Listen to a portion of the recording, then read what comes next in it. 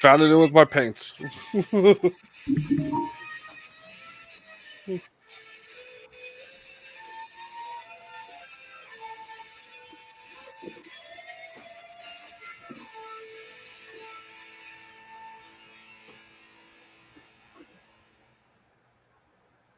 Good evening, ladies and gentlemen. Welcome back to the Shadow and Sun Show, and welcome back to another meeting of the Appendix and Book Club. Tonight, we are going to be talking about the Robert E. Howard classic, King Kull. Yes, this is an original first printing. I got a lot to say about this, besides what we just read, which was, well, you take it away, Justin. What? Oh, I'm great. You? Yeah, you look brighter, cheerier somehow. Got my lamp here. I turned it on because I'm going to try and do some painting during the stream. That is awesome. That is also part of the club.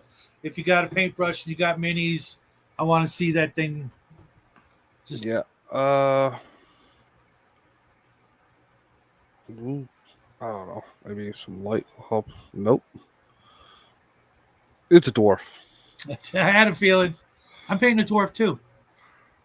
Yeah, that dwarf is like 3 times the size of my dwarf. Well, he's on a thing. Otherwise, he's not really that big. I mean, like, I'm pretty sure that this is like, it's on a 25 millimeter base kind of size. Okay. Like, it's the old school. It's barely 32. No, it's a Red Box Games miniature. They're scaled in the old scale. 25 millimeter. Yeah. Nothing wrong with that, unless everything else you own is 28, in which case, Yeah. Your stunty is a little stunted. The stuff I was gonna do, I showed you those pictures on the show yesterday. Mm-hmm. Got my friend to print them, and they just came out way too small. I'm gonna get them to do them larger, because I actually prefer closer to 40 or 45. Just because it's more epic. Not like epic small. You could always send those miscasts over to a preacher friend of ours in your neck of the woods. I don't think he would appreciate them. Oh, they're just a little too demonic. Never mind.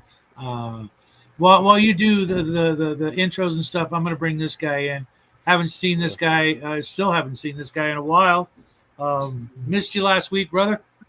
Yeah, my son was there, and then my tendonitis flared up again. So anyway, no worries. So, you could have called. You could have let us know. Send a carrier pigeon. Hey, all I'm going to say is they rescued the captain, dude. Oh, fantastic! Good job. So yeah, but now the escape is okay. Is the next game. So hopefully you'll make it, because I know for a fact they're going to need some mystical help. Sure. Your crafty wisdom. No, I mean, I read some of the. Well, I've read the first 2. I guess I just finished off the Exiles, which is pretty short, and then and then I read the. Of course, I read the Shadow. Get in here. Yeah. I just did the first 2 as well. I'll be honest, and I agree with them. Is generally when we're talking about this, is the Conan, that's where he hit his stride. He wrote Kull first, and it didn't quite land as well as he'd hoped. He added a little bit more rapscallion, lecherous Conan, and that did What's a up, lot. Tony Baloney? So, TCG, why aren't you in here? Or did you not read the book? Crafting. The link's over in the Discord. Yeah. I also just read the Mirrors of Thurzan, or whatever it's called. Oh, really? Yeah. I think that's a little out of order, though, isn't it? Not in the edition the 2009 edition, the Exile of Atlantis edition. Because I'm looking at the 1967 version. Okay, but if you actually look at the Shadow Kingdom came first, and the Mirrors of Thurzan, and then the rest of the stuff was he never published it, and so they published it after he died. According to this, it goes the prologue, Exile of Atlantis, Shadow Kingdom, Altar and the Scorpion, Black Abyss, Delcarte's Cat, The Skull of Silence, Riders Beyond Sunrise, By This Axe I Rule, The Striking of the Gong, Swords of the Purple Kingdom, Wizard and Warrior, The Myriads of Tzun Thun, The King and the Oak, which is a poem, and then the epilogue. Like I said, but only 2 of those were ever published under, basically they just took his writings and said, "Oh, we'll throw it out." Weren't Just they? like, I noticed that a bunch of them only. Technically, This Axe I Rule was also published. He just changed it to Conan. And, he modified the weapon was a story. sword. He took that was his draft, and then said, "Hey, actually, The King and the Oak was published in 1939. Black Abyss, Riders Beyond the Sunrise, Wizards and Warrior, originally unfinished, were edited and compiled by Lynn Carter. Striking the Gong was edited by Lynn Carter, and usually that means written by, but or it's the same thing that's like Brian Herbert writing stuff for Frank Herbert, right, or Christopher Tolkien. Yeah, with the Silmarillion, it's like, well, it's Tolkien's work, but you just pick his notes, and then you're just not as good of a writer. Actually, the Silmarillion was finished, but some of the other stuff that was came out afterward. The Book of Lost Tales 1 and 2, which I do have somewhere, I know were Christopher Tolkien, took over his old man. I was listening to a good argument earlier, Tuesday, I think. That was saying Silmarillion, really good world Bible, not really good story. Well, and anyone who's read the Silmarillion say it's a really good layout for something that you're going to write. Well, that's my point. Is that there's a reason he didn't publish a lot of that stuff. Is that it wasn't. It wasn't intended to be published. That it was published after his death. I think he was trying to publish it when he died. The Silmarillion, if I remember correctly. No, I thought that he had other stories, but you know what? Though, is people forget that he. Of course, we're going off we're not going on Howard at the moment, but just by the fact of going with, just he did. He was a professor in his own right. He had a lot of other stuff. I liked his translations, like Farmer Giles. That was his own stuff. That was a good one. That there was, it's not that he just didn't want to do it. It's like, well, I wrote a lot of stuff. I did my notes. Just like it's like going through your Dungeon Master's notes. He hasn't created the module. He kind of has ideas, and then you're like, all right, this is, the super module. Yeah.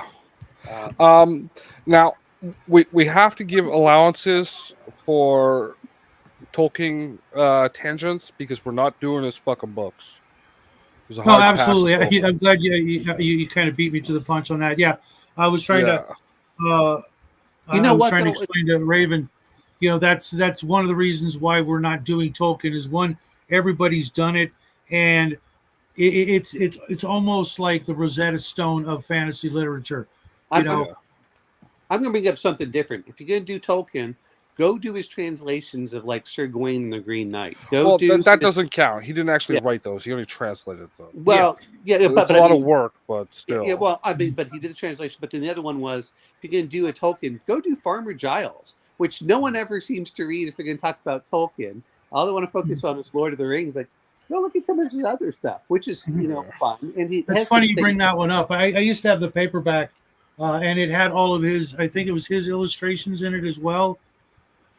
There are a lot of other books he wrote that we could do when it comes to Tolkien, but out of respect, we're going to wait until we've at least gone through. I think there's 27 authors in the Appendix N, and once we've hit each one of them once, we want to do a thing with Tolkien before we then create our own appendix. But anyway, the whole point of some of these things is, if you're going to talk about books, is, just getting short stories. The problem with some of them is like, well, you have to read, 400 pages or whatever. You're like, okay, that's a bit much to ask of people. But, this is the great thing about the pulp era. A lot of that stuff is 5 to 20 pages. So you can get a feel for it before you move on to the next one. Mm-hmm. Which I definitely really like. I have no problem with like talking about an 8-page story. I've talked about fucking poems for hours on end in the past.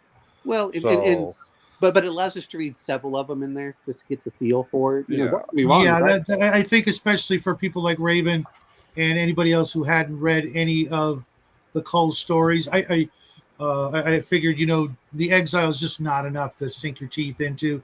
The introduction is far longer. I skipped the introduction. I listened to it anyways, and if I could have found the skull, the altar and the scorpion, I think it was, I would have kept going.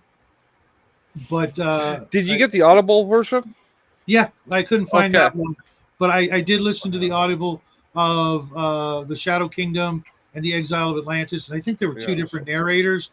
The accent on the one I was listening to could have been rough for some folks, but I was kind of digging it. So the version I had was in the sun. I mean, I have the Audible version of 32 hours, and I've listened to the entire thing that goes over Conan and some of his short stories that also were in there for Kull. I think there's like 1 or 2 in there, and actually Solomon 8. I have the Kull collection. Yeah. Did you read Sowers of Thunder? I have not, but okay. What about the his book of Cthulhu short stories? Cthulhu. Well, again, all I did was I get the Conan one, which was 32 hours worth. Okay, and it was. I'll break that one out later because that one's actually it's about a dozen short stories that are clearly Cthulhu mythos stories, and he almost outdid the master himself, I gotta say. But you know what though is, and I've been listening to some of Clark Ashton Smith because we're all talking. They all were together. They all talked. In that group. I think there were what? Yeah, they had their own little book club. Yeah, I mean, and they all said, "Hey, let's go use something similar." So Clark Ashton Smith was known for Hyperborea, which I haven't gotten to for that part. I've been listening to some of the other stuff, and then of course, Robert E. Howard, of course, is known as having the pass, and then he and Lovecraft, they used to do a lot of their correspondence back and forth, and so Lovecraft focused on modern, 1920s, 1930s, and then of course Howard focused on stuff that happened before time immemorial. Well, that's not entirely true. He did do, from what I remember, some westerns. Did he not? I believe so. I know that he did some of the stuff from Solomon Kane, which is really, what is that, 1600s? 1700s? No, I mean like Wild West, Texas kind of thing. Yeah, I think he did some of those. He also did one for boxers and stuff. I think right. That was the other one I was trying to think of. Yeah, he did that. Of course, his iconic ones are, Kull, which was the precursor to Conan, which he found he had better luck with Conan. I actually, and I don't know about you guys, but reading all this stuff, is it just me or do you just feel like Brule is the most competent henchman ever? Yeah, he was definitely a guy to have at your side and on your side. I would definitely appreciate that if I were. Well, I'll be honest with you. The reason why I picked Krull over Conan is because I had never gotten to it besides the movie with Kevin Sorbo, so it just gave me an excuse to.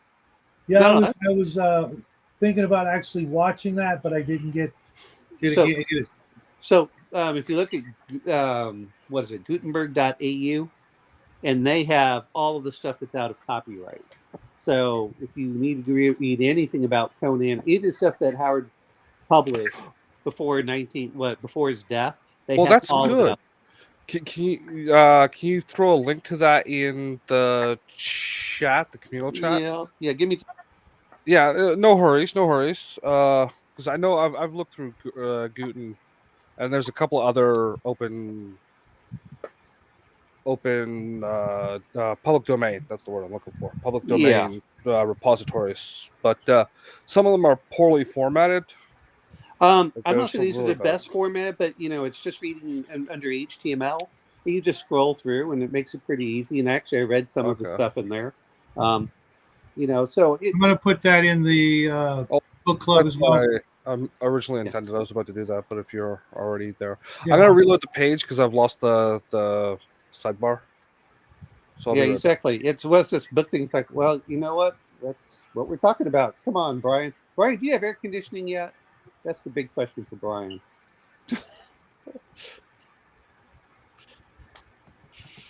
but yeah, but I love that. Sometimes I think that I get so focused on YouTube and listening to everything. It's nice to. Don't get me wrong, I like audiobooks, but it's sometimes nice to just sit down, read, and tune out the rest of the world. Hey, Brian, long time no see, man.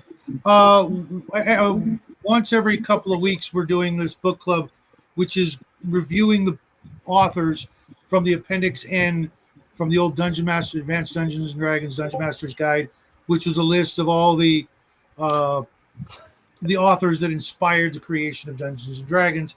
And so far, we've done The Nine Princes in Amber from Roger Zelazny.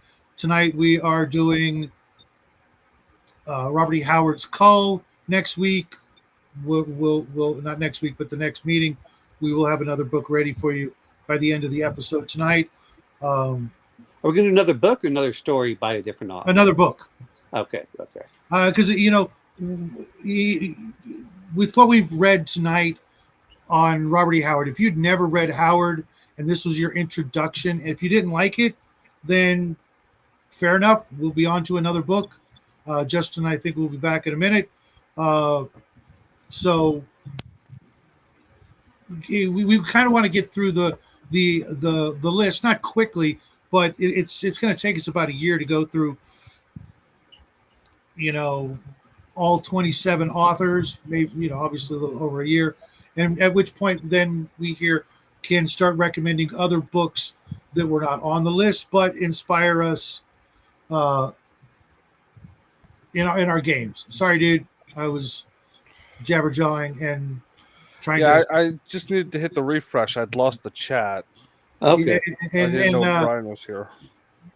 Yes, Marvel did do some Kull, not just on their own, but there were also stories in the Savage Sword of Conan, as filler. And I think I have one such story in one of the first two Savage Sword of Conan annuals. Otherwise, I'd have to go digging to see what else I have. I bought those recently and enjoy the heck out of it. So here's my question. This is important. Did they lose? Did Marvel lose its access to that, or did they still keep it with Disney owned? Wait! You're muffled. I can hardly hear you. What? Oh, okay. The comic versions. Does Marvel still have that, i.e., Disney, or is that something that's gone back to the R.E. Howard estate? Oh, it was a long time ago. I remember buying some of those in the 80s. Don't get me wrong. And yeah, my mother said, "You're not allowed to have this. It's a little bit too violent or something." I said, "Oh, okay. I'll use Warlord, Mom. Thanks." And she's, Yep. Which, to be fair, is I still... But I love the sword and sorcery, and I don't mind. I know Yeo Geek hates any kind of mixture. I don't mind it as long as technology does not completely dominate the story and the characters. That's one of the reasons I like that, which is very similar. And we'll see. The other part is, at a later point, while we're talking about some of it is when we do Edgar Rice Burroughs. Yeah, I would say that Warlord was also more of a John Carter amalgamation, Connecticut Yankee and King Arthur's Court, that sort of thing, because the Warlord was a U.S. Air Force pilot who flew into the center of the earth and found the, Well, what I was trying to say there. Is stuff that I haven't read is, I've read all of the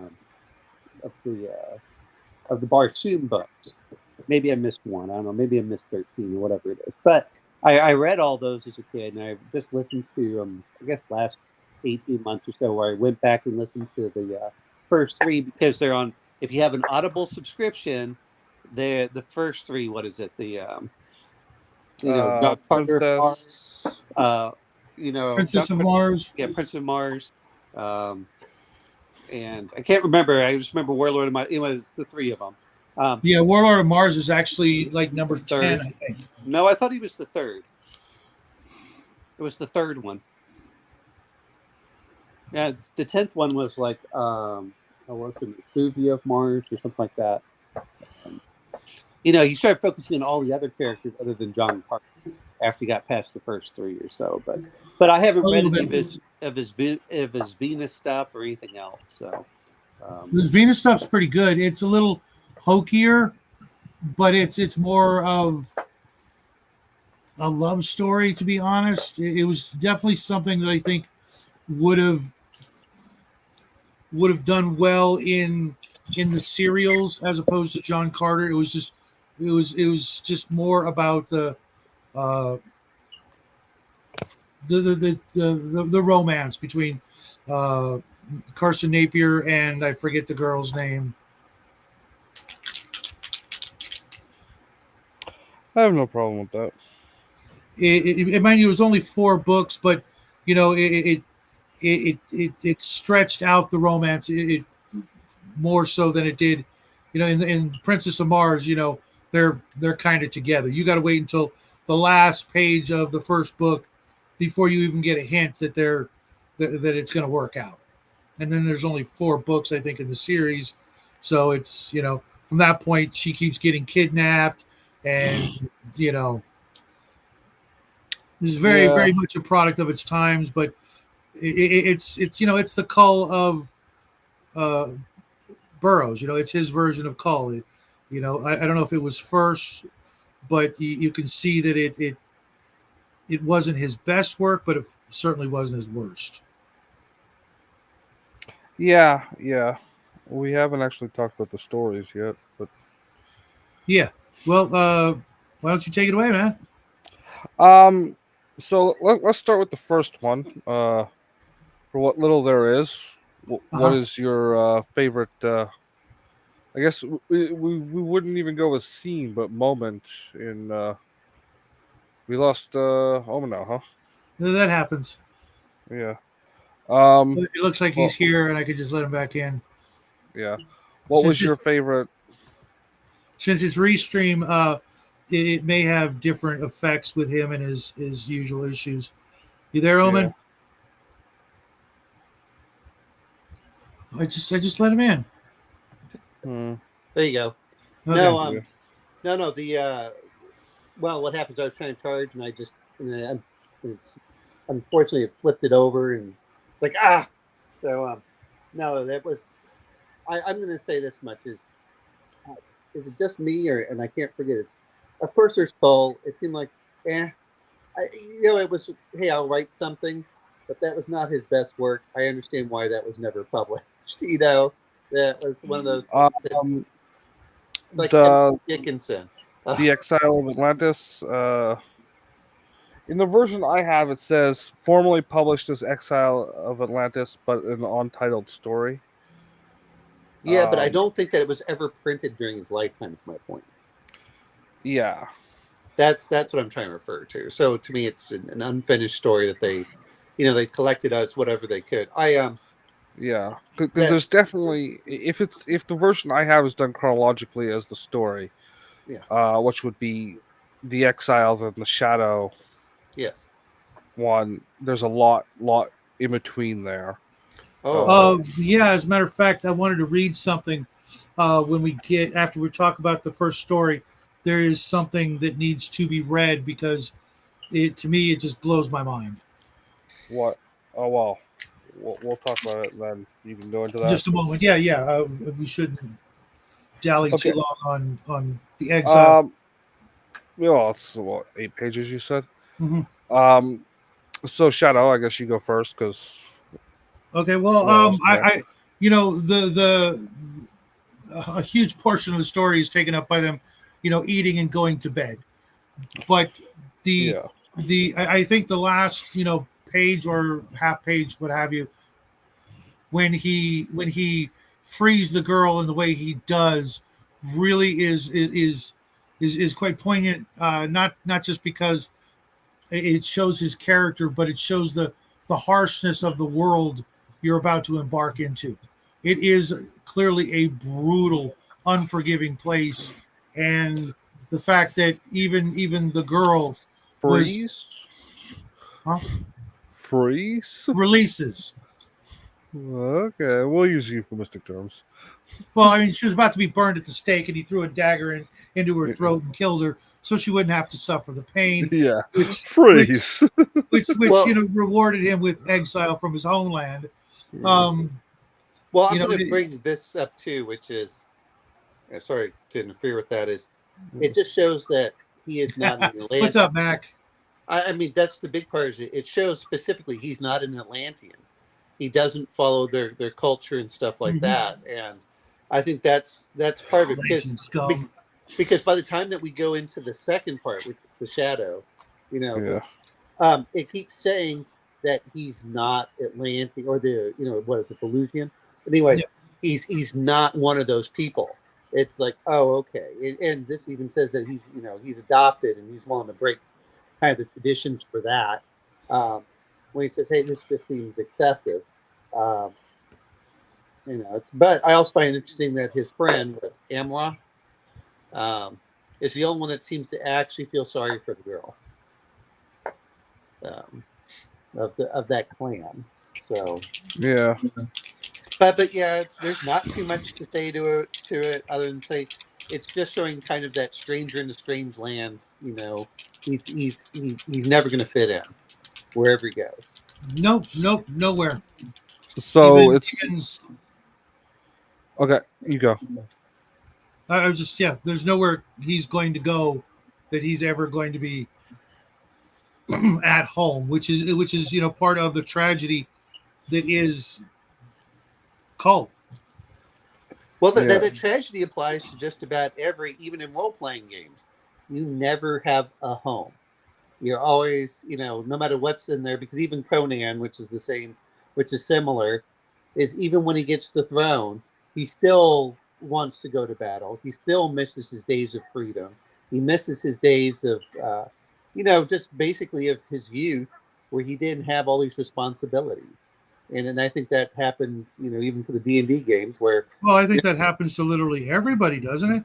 I don't know. As I get older, I kind of enjoy, having my son and, being responsible adult. Sure, but I mean, every once in a while, you got to harken back to those days, Oh, Well, but I still get attention in my job, so yes, I do. Okay, so I'm assuming your favorite scene in this story was the same one.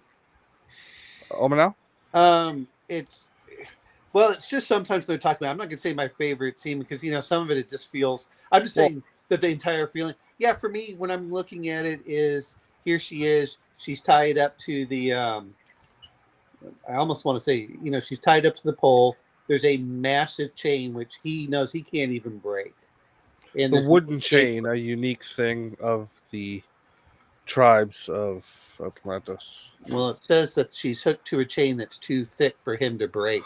Well, in the story, he remarks on the chain being made of wood and it being unique to his people. Are you sure that it was made? I'll double check. No, I remember it too. It was quite interesting that they would go to that route because other than the mining process of the metal, it's far easier to make a metal chain than to whittle one out of wood. Mm-hmm. And how big would each link have to be, right? They're thick. If you can't break them with his, Herculean strength. Or just a normal person's. Yeah, or even an axe, you just one chop with an axe, because of its nature and its shape, you would think that it would just shatter, quite easily, but no. I don't know. So if anyone's ever dealt with wood, sometimes you realize it's going to take a lot of chopping just to go through a little bit. Certainly, but he's got an 18 double aught strength. He's getting +6 damage, so Well, I don't think the creator thought of it in that context. But... Right. That's what makes it funny. Hey, it's BX. You only have an 18 strength. There is no double odd. So it is one of my favorite scenes in the little short story. I do like the reminiscing at the beginning of it as well. The very like natural camaraderie sense. But yeah, the almost nihilistic resigned to the only way I can help this person is by killing them faster. Yep. That's quite the thing for the era. If you think about it, back in the 20s and 30s, that sort of mentality was just not there in storytelling. Well, especially for women, it's a girl. It's not even a man. You know, you can almost take this as, not that people will like it, is there's that Christ-like image of, here, I'm going to stab that person so they don't suffer as long. Because he knew that fire was going to burn her up, and that's a terrible way to go. So there was nothing he could do about that. Yeah. The best he could do, and in that split second, he knew in doing so, he sealed his own fate. He had to be ready to throw and run in the same heartbeat. And it's mostly his people's revelry in the brutality that he was exiled for, right? Like I got that sense anyway. Yeah, he was something akin to Elric in a small way that he couldn't abide by that just barbarism. But the hatred, I think, is what it was. It was beyond just we talk about barbarism, but even her grandmother didn't like it. Just an absolute, just depraved pleasure in administering pain and death, as well as just such an easy acceptance of this is okay. And especially for, like I said, for a 14-year-old, which makes her really young. Yeah. In the first place, this is not a woman. This is not, talk about another Howard stuff, is the Queen of Belit, or whatever. Belit. Yeah, how you pronounce that? Belit. Where you're like, okay, this is a fully competent woman that understood what she's doing, or she's, it's like it's just a 14-year-old girl, and she was with what was it, the radio, pirate. Pirate's lover. After her husband had died.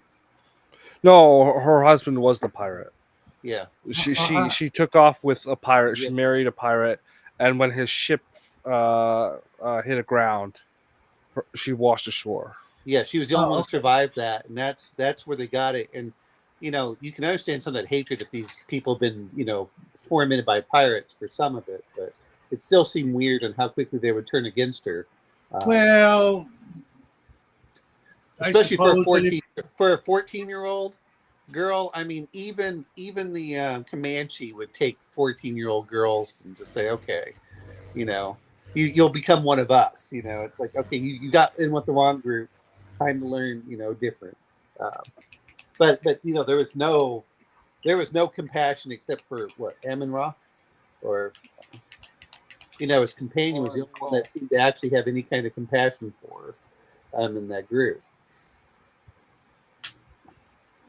So yeah, he basically before went being part of the these Atlanteans to release the girl from suffering. So yeah, a lot of people would have just walked on by and not watched, as opposed to risk everything just to ease her suffering. That would let's face it wouldn't have lasted long. She would. Burning takes time sometimes. Right, but it sounded like they were pretty efficient at it. It wasn't going to be super slow by the size of the pile of wood. It would, 5 minutes, tops before she would have succumbed to shock and everything. You've never been burned seriously, huh? I've been struck by lightning and lit on fire. Yeah. I don't know. I saw. Did you guys ever watch? There was the History Channel where they went over the various forms of execution, and then they would have the censors and things. The what? So the History Channel used to have like execution methods, and they would test on, like they would use dummies and they would put. Oh, I was going to say, sensors what are on they? them. Yeah, yeah. You mean like the gel kinds, or just like mannequins? They would put up like the like very similar to what you have with crash test dummies, and then they would put up sensors on the dummy to detect like temperatures or pressure and things like that. Yeah, and so they did one where they were showing the witches being burned, and they did one for that, and even if you aren't close, it was still like 212 degrees, so it gets pretty painful pretty quickly, but. Considering how hot saunas get, I'm questioning sometimes, and it's not as fast as you think. But this one, it sounded like the girl was right next to it. It was going to be fairly fast. She was going to be screaming, and yep.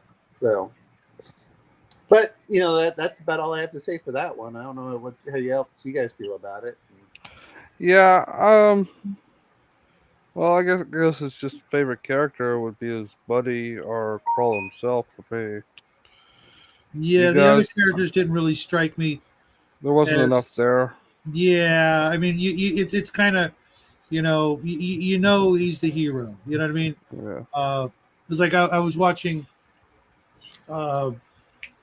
Fallout, and being the Western fan, instantly, I'm like, this cool character seems kind of cool. But,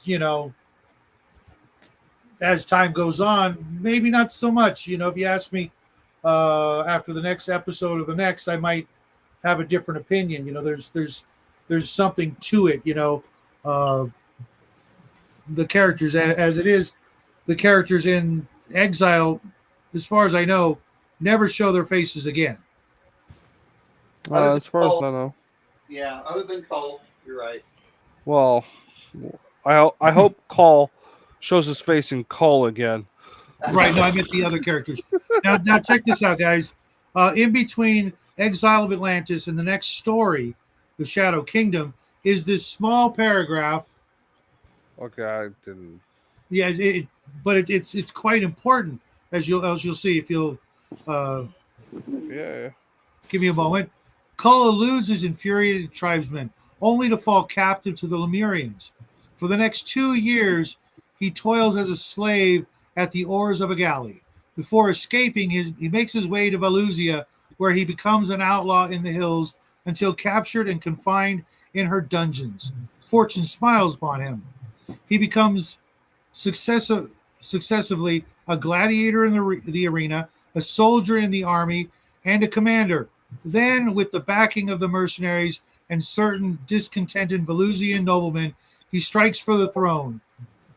Kull it is who slays the despotic king Borna and rips the crown from his gory head. The dream has become reality. Kull of Atlantis sits enthroned in ancient Valusia. But you want to know something? No. Well, see, you're missing the way that he was looking at it, because we have to look at the era of the writing, which is he wanted short stories. And his part was, I think it was him or one of the writers was saying, think of it like your grandfather telling you stories. Okay. Your grandfather doesn't. Go ahead. But your grandfather doesn't tell you stories in chronological order. He tells you stories as they interest him, or there's something to relate to. And that was the point of a lot of this pulp stuff was, we're going to fill it in back and forth, but you're not going to get, when I was 2 years old and I was 3 years old, and they don't follow the chronological aspect. It's not. No, that's the way. No, because even Michael Moorcock does the exact same thing. It's because the era of the writing was, hey, let me tell you about this story here, and you don't feel confined. That's the other part. That's the other part too, is you aren't confined. If you set out a timeline, then you can't squeeze things in. You leave it kind of loosey goosey. In my 20s, well, did it matter if you were 24? Did it matter if you were 27? Yeah, somewhere in between. I disagree 1,000%. A lot of pulp writers did write themselves into corners doing that over time with the same character. Um, but then there are a lot of techniques that have been developed since then to alleviate that problem. One, having a calendar. An outline. Yeah. But see, that assumes that you're going through. Remember, this was during the time of Weird Tales, which was you submitted it and they accepted it or they didn't. But yeah, that's exactly it. Howard states that's how he wrote Conan. Was like your grandfather telling your story. My grandfather told stories about his time in World War II and his time in the army. You know, he was spent 20 plus years in the army. He didn't tell me. He might have said when I was a private. Oh yeah, I did this. Oh, when I was a sergeant, I did this. But it was not. And there were times it was like, oh, when I was a first sergeant, okay. Oh, and I forgot to tell you this when I was also a private. Oh, okay. And he flipped back and forth during different times. Right, but he's not a writer per se, was he?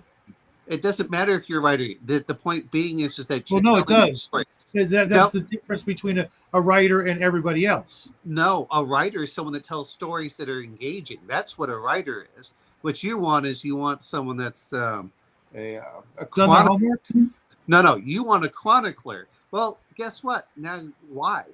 You don't need to have all that. You know, we're looking back at stuff and saying, okay, when you start looking at like even Michael, I'll actually decide what I need. Well, yeah, you know what? The customer's not always right, believe it or not. I disagree with that as well. The saying is the customer is always right in the matter of taste. Yes. If Shadow likes that kind of story, and I happen to agree with him for the most part, but I have no problem with the fact that that was not popular when these stories were written, mainly because these people were creating the subgenre in the first place. Right, and they were also writing for a audience and medium that was brand new to the world.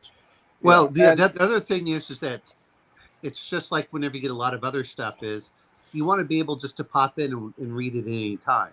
Not that you missed the last, but you have to go back and read the last, 80, the previous 80 books before you can go read this one. And pulp, the reason they called it pulp is it was intended to be thrown away after you read it. Yeah. It's written on cheap paper and meant to become garbage. Yeah. But like that is one thing I'd sort of agree with you. I do find it annoying when people who write these big epic fantasies don't have their novels relatively self-contained. I know from a writing perspective, it gets annoying reestablishing the rules of the world every single book, but at the same time, it's good, and I think that's why Brandon Sanderson is so popular in the modern fantasy context, is because he does have this epic world, but it's broken up into subsections, so you can start at any one of them without actually reading the previous books. And Matt Thompson's exactly right for what I've been saying. Yeah, he's bringing it up. But yeah, it's we're not trying to do a story. We're looking at it from 50 years later. Well, you know what, Howard. Let's assume that Howard had not shot himself at the age of 30, and he had lived, be in the average age of 55 to 65. He could always go back and say, hey, you know what? I'm going to rewrite these. I'm going to put these in chronological order. I'm going to do this. He did have a timeline, actually, when you start listening to his. What did, real quick, what did Sanderson write? The Cosmere. Okay. I was thinking the Belgariad. No, Belgariad is much older. Sanderson's still writing his books today. But they're like 40,000 pages, 50,000 pages, 220,000 pages. It's like, fuck, man. Tomes. And, this isn't like, even for, I'm okay. Tolkien, you look at it as. I'm okay with 400 pages. Yeah, I know. But I mean, 40,000 is a bit of a stretch. But no, you should look at some of those books. At Tolkien's Hobbit, and Lord of the Rings is supposed to be one book, which I find interesting. There's, that whole series. Yeah, well, publishers wouldn't do that back then. And publishers, if you're getting into writing, publishers have been stopped doing that. They don't do that anymore with the 20,000 page books. They just stopped in the last 4 or 5 years. If you're not an established author, you better show up with like a 700 max page book. Oh, well, here's the other part to it as well. And I've heard, I do look at sometimes blogs where they're writing. They said there was something special about pulp, which is you had to write quickly and you had to make it engaging at the beginning and you had to quit. They're just short stories is the whole point. Thanks, Jason. That's the whole point. So they're supposed to be very short stories and they're kind of self-contained. You can reference other things, but I don't have to know that, he met this person or he met that. Well, part of what I was trying to get to, though, was he glossed over so much in that paragraph that I read. That paragraph is an afterthought, man. To me, it sounds like everything that he described there was actually Conan. Well, yes, but that's what he kind of did with Conan after the fact. But here's the important part: is you can reference that and say, he was a galley slave. Well, guess what? Now he writes a galley slave short story, and then he writes a gladiator short story. Did he write that interlude, or did what's his name? It's impossible to tell. Yeah, I think that was part of where he was fleshing it out. I don't know. I think that's what part of me wonders, wouldn't those tales have been just as exciting to read had they been told from Kull's perspective as opposed to Conan's, and how might they be different? Or is Conan are Conan and Kull basically the same guy? Because they did allude to that in the second story, which we'll get into in a moment. So that in his mind, I was about to say that. He basically started writing Kull and went, I'm going to go at it. It's just like this was all just a rough draft of Conan with more Snake Men. Well. The difference was I have this kind of established character that doesn't quite fit what I want, so I'm going to take the things I like from him and then add some other components without destroying the old character. As much as we talk about them rewriting, it's like, why do you if you look at the modern audiences, how they keep rewriting the same character instead of making a new character that's slightly different. So like. We're honoring the old character. If you like the old character, that's cool.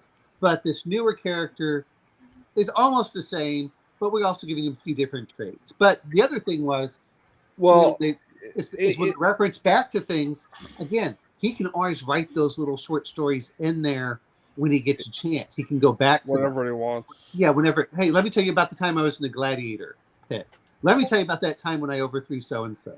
Let me tell you about this. And then, to be fair, he was 18 when he wrote Kull. He was pretty young for this one, I think. Right.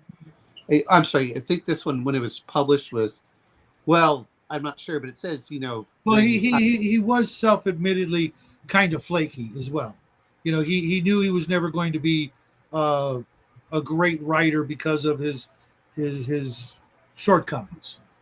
He was wrong, but he never thought of himself as that kind of a person who could, put out the either the great American novel or some sort of masterpiece.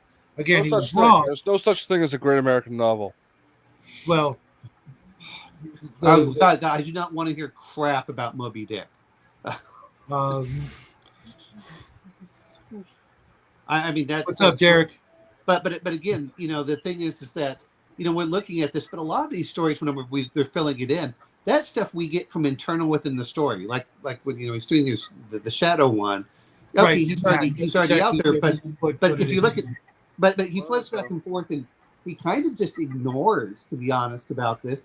He ignores Kull. He does a couple stories and says, "Okay, that's it. I'm not going to do it." And then he says, "Okay, I'm going to change it for Conan." And he really, by the time that he gets to the last, the Red Nails, I mean, he was really hitting his full stride. And the sad fact of it is, if he hadn't killed himself, and I've heard this before, writers seem to hit their peak in their 50s.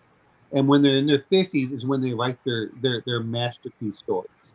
So just imagine, just imagine if he'd had all that. Just imagine if he had all of that 20 years of experience. As much as people talk about George R.R. Martin, when did he really hit it big as a writer? You know, that everyone was going through with the Game of Wild Thrones. Cards, maybe. There was some of that. I mean, he had the writing, but what is his masterpiece? It's Game of Thrones. That's what everyone knows him for. You know, that's what they loved, and it's like, okay, but how old was he? He's what, 75 now, and that was 25 Right, years ago. and- So he's 50. And he's become so full of himself with the "I'm a pantser" mentality that What mentality?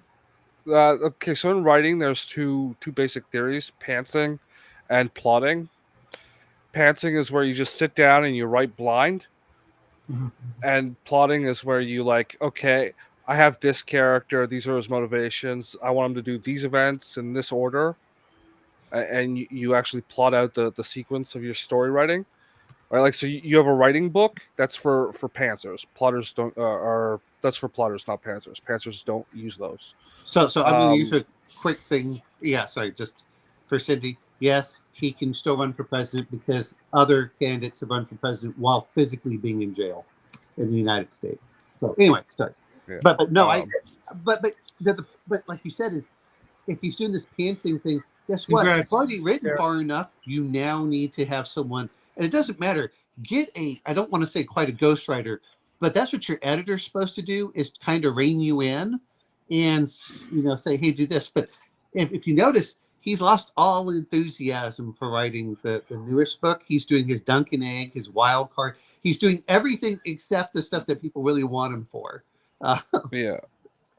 So, yeah, that's. Well, I think I he's also also heard he written. wrote himself into a corner and killed off some characters that were required for what he had originally envisioned. So he couldn't actually finish the story because he didn't know what to do after having done that. Well, I heard some of it is that since everyone really knows kind of the ending of it anyway, he lost all enthusiasm for really, you know, he just got kind of burned out. And but if you notice, this is what gets me. During this time, he's supposed to have been writing, what is it? What the sixth book is supposed to be. He's like, it's going to be 12 to 1,500 pages. He's written like 5 or 6 books that don't relate to that, you know, in the same time period. I think he's just bored with the material. And what he really needs, again, is he needs a strong editor to really rein him in. But how do you do that? You know, if you're writing books and they're selling, how do you rein that? How do you write a moneymaker in? I've heard one thing, which is very interesting. It's only like the top 1 or 2% of writers that actually make any of these publishing houses. That's actually bullshit that the publishing industry portrays to justify the mystique of it. That there have actually been. You can look around. There have been breakdowns on the numbers because they went before your. What was it? Penguin went before your Congress, and said that shit, and then their numbers were released. And it was totally fabricated. It's just a quote from some paper from about 10 years ago that's like totally out of like. Well, I looked whole into cloth. it. It says half of the authors. Now that said, is I've bought a lot of books, and again, it says Yeah. in a year, and we're talking about 100,000. You know, but if Well, looking at those that are really getting out there for sales, yeah. if you start, you know, like I was listening to Roll for Combat and stuff like that. When you start listening to what, you know, you have to pay in things, the margins are very slim for a lot of this stuff, and it's only whenever you have that big breakout. And the other part is, you know, that's what comes into it. I had a friend of mine. Do you know how much it cost her to get an editor to look over her book that she was writing? It's It was 3 cents a word. Yeah, well, it's less than that. It's she No, got no. she got ripped off. It was 3 cents a word for her. I'm pretty sure those numbers are reversed. It's a cent 3 words or 4 words or something like that. No, it's 3 cents a word for her. Now, admittedly, the editor stopped at chapter 3 and said, "You need to rework this and do all this." And Yeah, she's that's so a good editor. well. What's that? That's a good editor then if they're not like deliberately Hey, Justin, you've got a question. gouging. Yeah. What?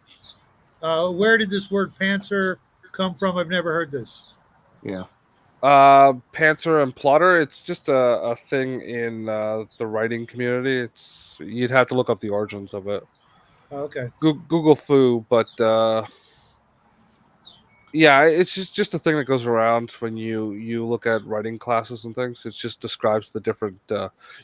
No one's ever completely one or the other. You're somewhere in the middle, right? But it's just the breaking down of the ethic of writing, because no one writes the same way. There's no two people that write the same way. Period. Yeah. But again, if you look at some of them, I mean, when you start looking at this, like I said, and my friend had to rewrite her first 3 chapters. She said she was so mad at the editor because every comment the editor had, the editor was exactly right. It's like, why did you introduce this character so late? This is your main character. They should be showing up the very first part. Anyway, so she was rewriting her. I don't know if it went, but some of it is. I hate saying this for these writers. It's a passion. It's a passion of love for them. That said is use Grammarly to correct spelling. Your basic stuff. Yeah, I agree. I've never heard the word pantser before, and I've been listening to that. But that said is that may be a local regional thing too. So Mm-hmm. it literally means just a person who writes by the seat of their pants. Yeah. Well, no. We know. I'm just saying that, but that may be a. But that may be just a term that's used in circles. Sometimes they use gardener and architect. Yeah, those are the ones I'm familiar with. Yeah, they mean the same thing. But yeah, I mean, there's a lot of things that when I start looking at, I'm not. What gets me about it in certain cases is, and let's be honest for this, is going for Game of Thrones at least. He's never going to finish that 6th book. He's not going to finish the 7th. He's unhealthy, and he just doesn't have the motivation or desire to finish it. And I've heard that he's kind of a douchebag. Well, ignoring that part, because honestly, I hate saying this is when you work that long and that hard. Fine, you can be a douchebag. You're an old grandpa with no kids. Okay, I have no respect for what's the one that wrote King Killer Chronicles? I don't know. Rathburn.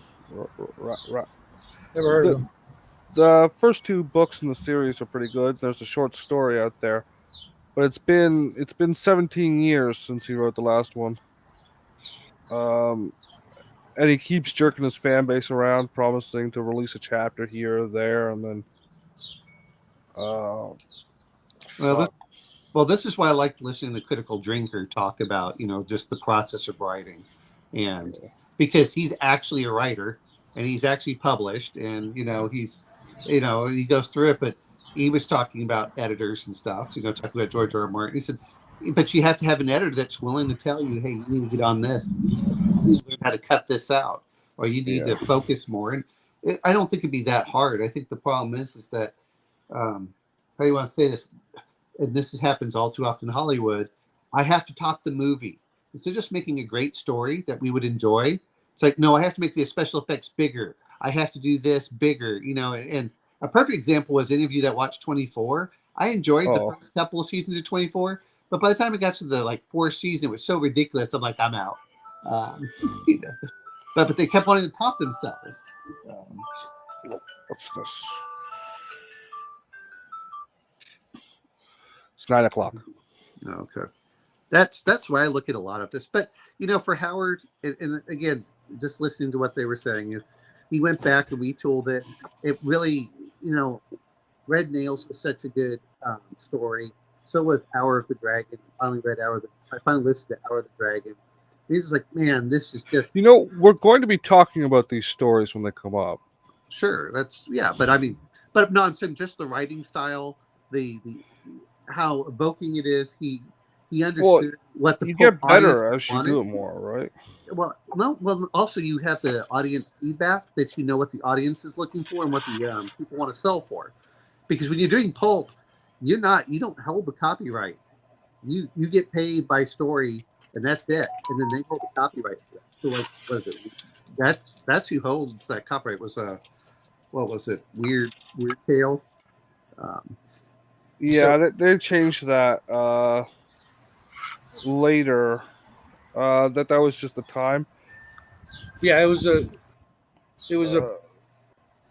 the Writers Guild of America put a stop to that crap.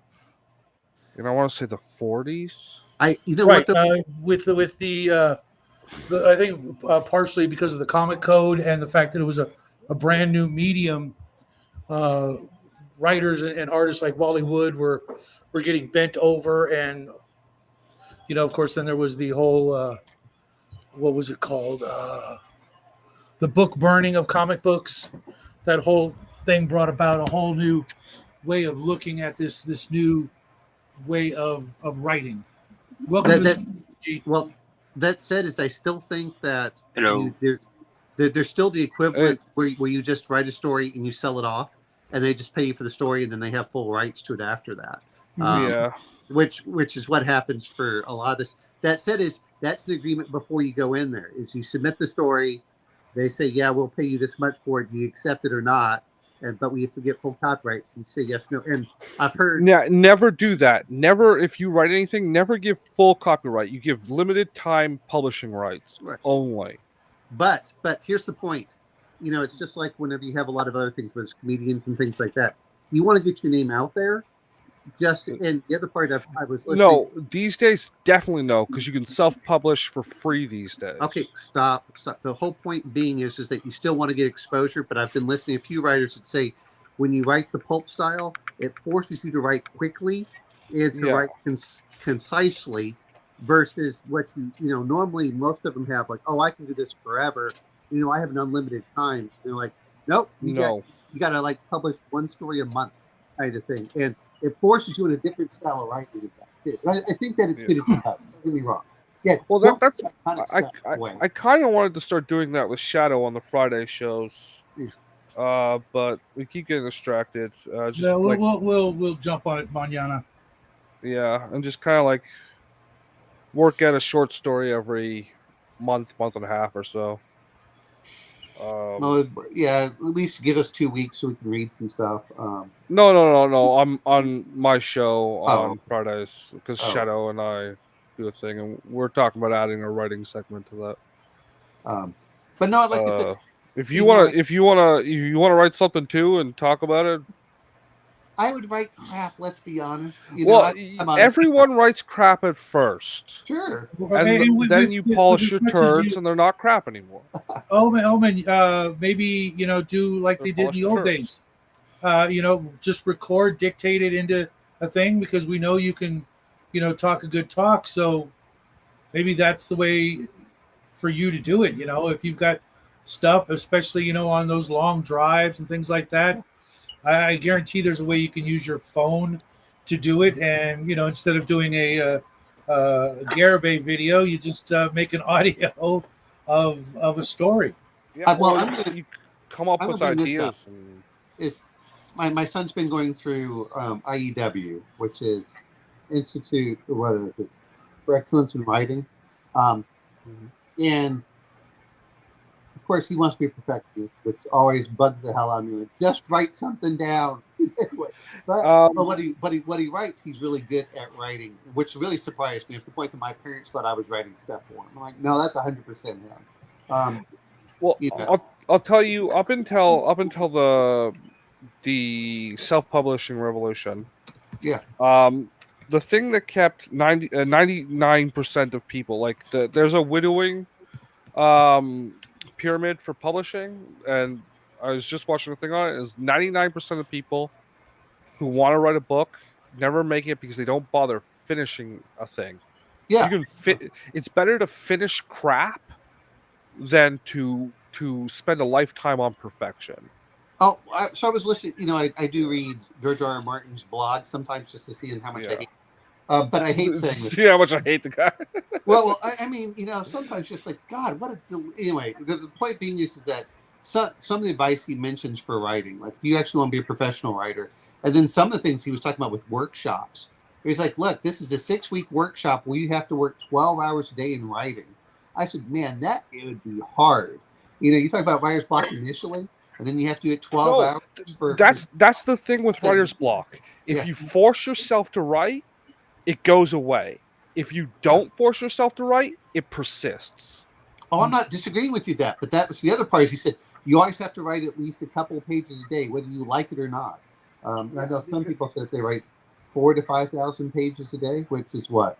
That's depending on how you look at it.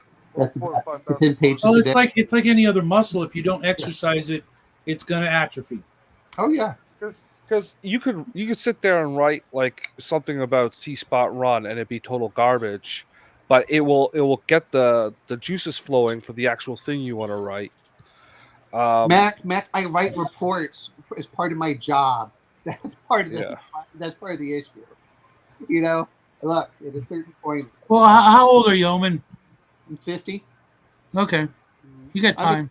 I mean, at the end of the day, it's don't get me wrong. Because if I was going to do something, I would kind of, like whenever you do the modules, I kind of like writing down the ideas instead of trying to write everything perfect. And then, as much as we talk about the old D&D stuff.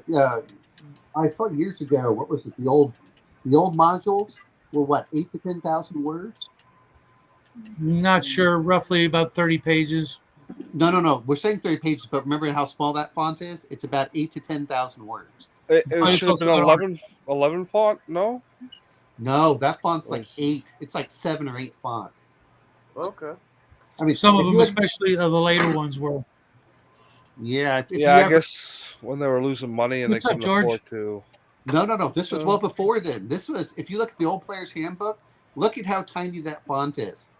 Go look at the actual physical copy, then compare it to like a 5th edition, which uses 11 or 12 font. That's normal. That's normal type font for writing these days. Is 11. I know, but I'm saying, the old player's handbook, if you have it, you need like a magnifying. As I get older, you want those little magnifiers. Well, I suggest you don't do that. If you're doing stuff, you use 11 or 12 font. I understand. I'm saying that you have to understand on how they. When we look at the page count, this was only 128 pages.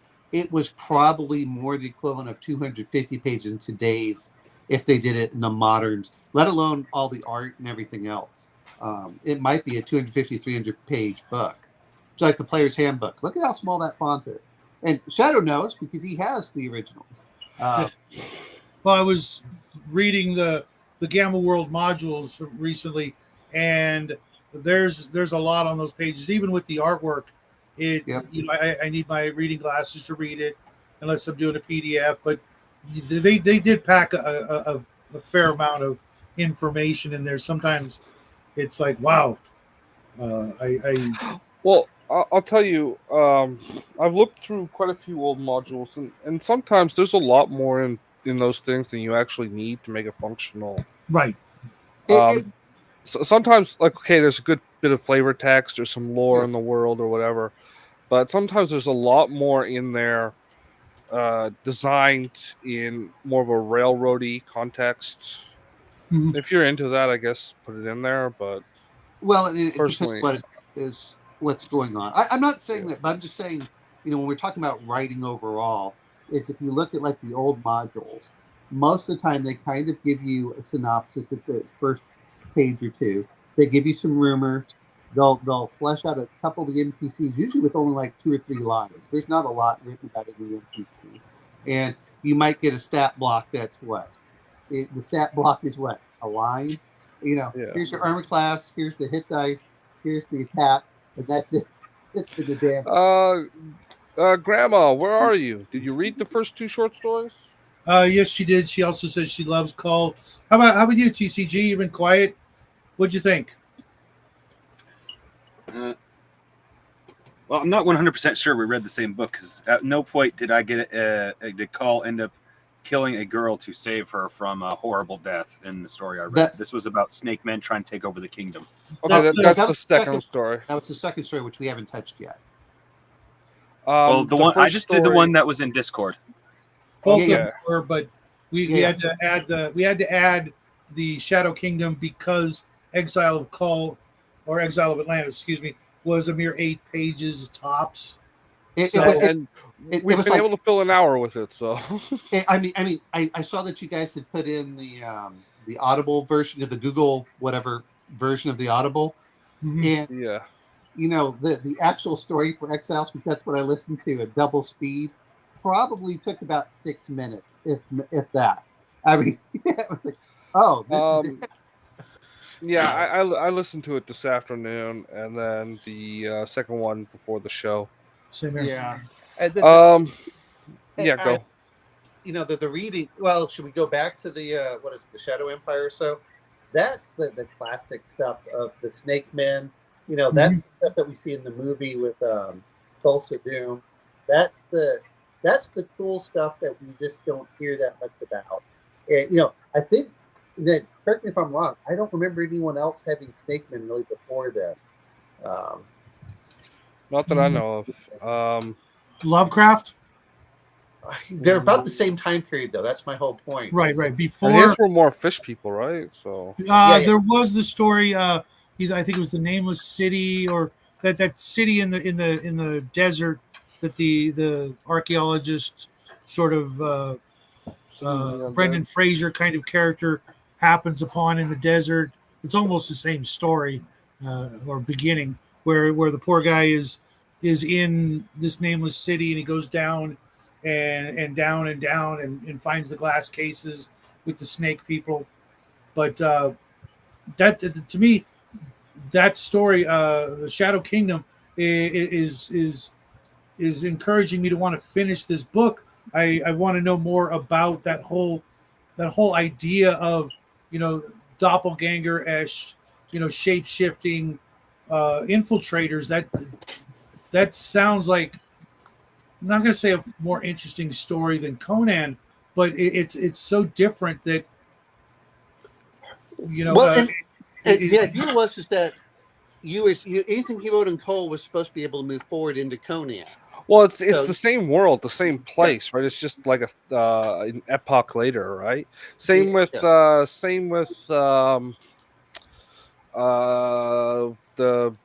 other one, the one that they made the other movie about. What's his name? The 1600s I believe so, guy. Mac. Right, and with right this axe I .com. rule, one of the next stories as well, just sounds like should have been an earlier chapter, just by the title, that should have been, part of him becoming king. It's like, I've taken your former king's head and crown by this axe I rule. It seems like, shouldn't that have been Dan? But again, you're trying to think of this as someone that's going to be writing kind of in chronological. Let's assume that Howard hadn't killed himself. He would have probably been writing what? 2 to 3 stories, a year, if not more. When he was going to do that, and when by the end of it, it's he was probably. I believe it's the second one, Mac, Afghanistan. He was doing the, and there's a lot of them. And if you listen to him, he got so fed up with people correcting like stuff as he made things similar without being exact to the real world, like Gulistan and Kitai, and which is Russian for Chinese. He did a lot of that stuff. As I've been learning some Russian, like, all he did was take this, this phraseology for this area, and that's like, okay, cool. But Modiphius, of course, I'm not going to say, the problem is they overdid some of the things, but not that you can see that. But Modiphius was doing a good job with their Conan books and bringing out everything. And they do the research. I may not like the system, but if they tackle something, they put every resource into fleshing it out and getting every little tidbit of information they can find, and just jam packing every book, which is one of the reasons I think they're still around. But who knows what the future may bring. Well, unfortunately, the Howard estate, they lost the license and it went over to Monolith. Now, don't get me wrong, Monolith was working with Modiphius to do the board games. So the board games for Conan is all Monolith. But now they're going to do and I'm not sure when it comes out. They're still playtesting their Conan stuff. And I was like, okay, cool. I don't have any problems with that. But it reminds me very similar when you had Ice doing all the stuff for what was it? Ice doing all the stuff for Merc, Middle Earth. Right. They were fleshing stuff out, and they were letting them go, hog wild on it. And people were like, okay, this is cool. And when Ice basically what was it? They got Iron bankrupt. Crown Enterprises. Yeah. Basically when they went under, and I think right now all they have is kind of freelancers here and there doing their work. But when they lost that, we lost all those great books, and that's those are the ones I don't mind. When people talk about piracy, it's okay. Where does that fit? Because Iron Crown Enterprises can never print those again. The copyright's not owned by the licensee, so they're kind of as long as you don't sell them, they can't really say anything.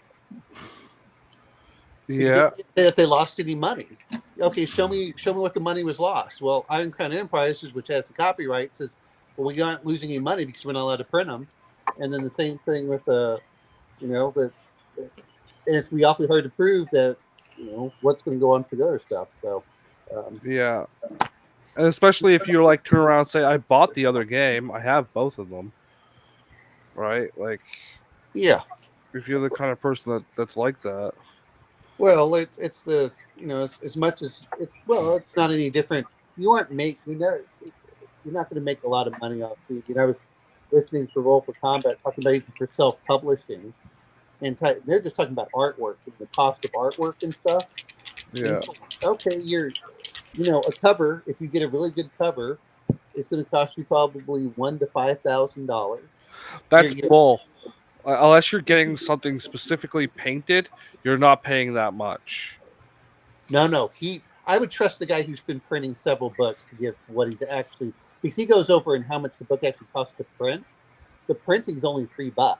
It's all no, stuff that kills. No, not the printing. I said like unless you get someone to actually paint or draw like a really good, you can get it a lot cheaper than $1,000 for decent artwork. For cover. Yeah, for cover artwork. I understand, but yeah, you're talking about good. You want good artwork. If you're going to go cheap, yes, you do. But that's the whole point. Is he says you're looking at $1,000 to $5,000 for cover artwork. You're looking at he was showing just a little tiny artwork in there, and then of course he's doing a lot of stuff for 5e and Paizo, tagging off of that, but. I don't know how in the world he's making any money. And he says, we make money. It's just really narrow margins. And then he also has programming, but he makes money in other stuff too. So it's like, okay, but they were talking about a lot of these Kickstarters that make $150,000, $200,000 and they lose like $20,000 or $30,000. Like, well, how do you do that? It's like, well, you didn't pay your taxes. You didn't assume this. You forget how much artwork costs. That's where all the money goes into this for the most part, is artwork. Yeah, artwork is a big thing, but like I would say budget $1,000 to $5,000 for your cover, but you can shop around and get it a lot cheaper for Oh yeah, and if you're insistent on a well-established pre-existing author, then you're paying for that. If you take a chance on a new guy, you can cut those prices considerably, and if you shop outside the United States, even more so. Yeah. Well, the other part is talking about this just for covers. Once you find an author, because I was listening to Bear talk about how much artwork was costing him and things, is once you find an author that you can work for, an artist. Okay, I'm sorry, artist. Then you want to stick with that artist. Just and clarify the audience. No, so you're right, but yeah, once you get that artist out there, and I think that's a big factor for a lot of this. It's like, oh, okay, and people just don't realize that. It's like, well, how much is this artwork going to cost? Well, unless your heart and soul. Yeah, well, exactly. Well, and what gets me about it is we're talking, and I know that Bear uses, which people don't like, but these artists are so afraid of AI artwork. Instead of looking at it as this will help me produce the actual artist artwork faster by getting concepts out the door. And then the client say, yeah, that's the concept I want. Okay, now the artist can do their magic. The other thing they said was, they were talking about the cost of it, which was a few days ago, which is actually pretty cool when they were discussing it. He was saying, artists, if they find out that you can do work, they're like, yeah, I need 10 pieces. I'll do all 10 pieces. He's like, no, you're going to do 2 or 3 pieces. He said, that's why you'll find 40 artists. But, the work is trying to, unless you become very well known, it's hard to keep yourself busy where you're spending more time marketing yourself trying to get commissions than it is to just work with one person over and over again. And to be fair, once you get with someone, boom, makes it really easy going back and forth, and I think that helps. And I think that's the thing that's going to be out there, and I think that's going to be hard for people to understand. And that's why. Oh, what is it? Line art is what? Line art is cheap, and it's like, oh, okay. In some ways, I think line art does a good job too. It's just. I was looking at a guy that does line art, or not line art. Let me get an example, because he was in the forums for this. This thing.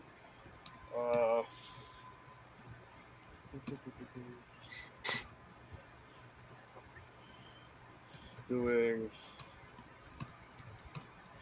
There's probably a name for it, but I can't think of it.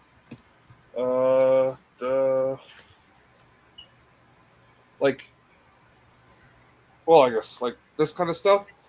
Yeah. Yeah. Which is not quite line art. And he was offering $10 a piece. Wow.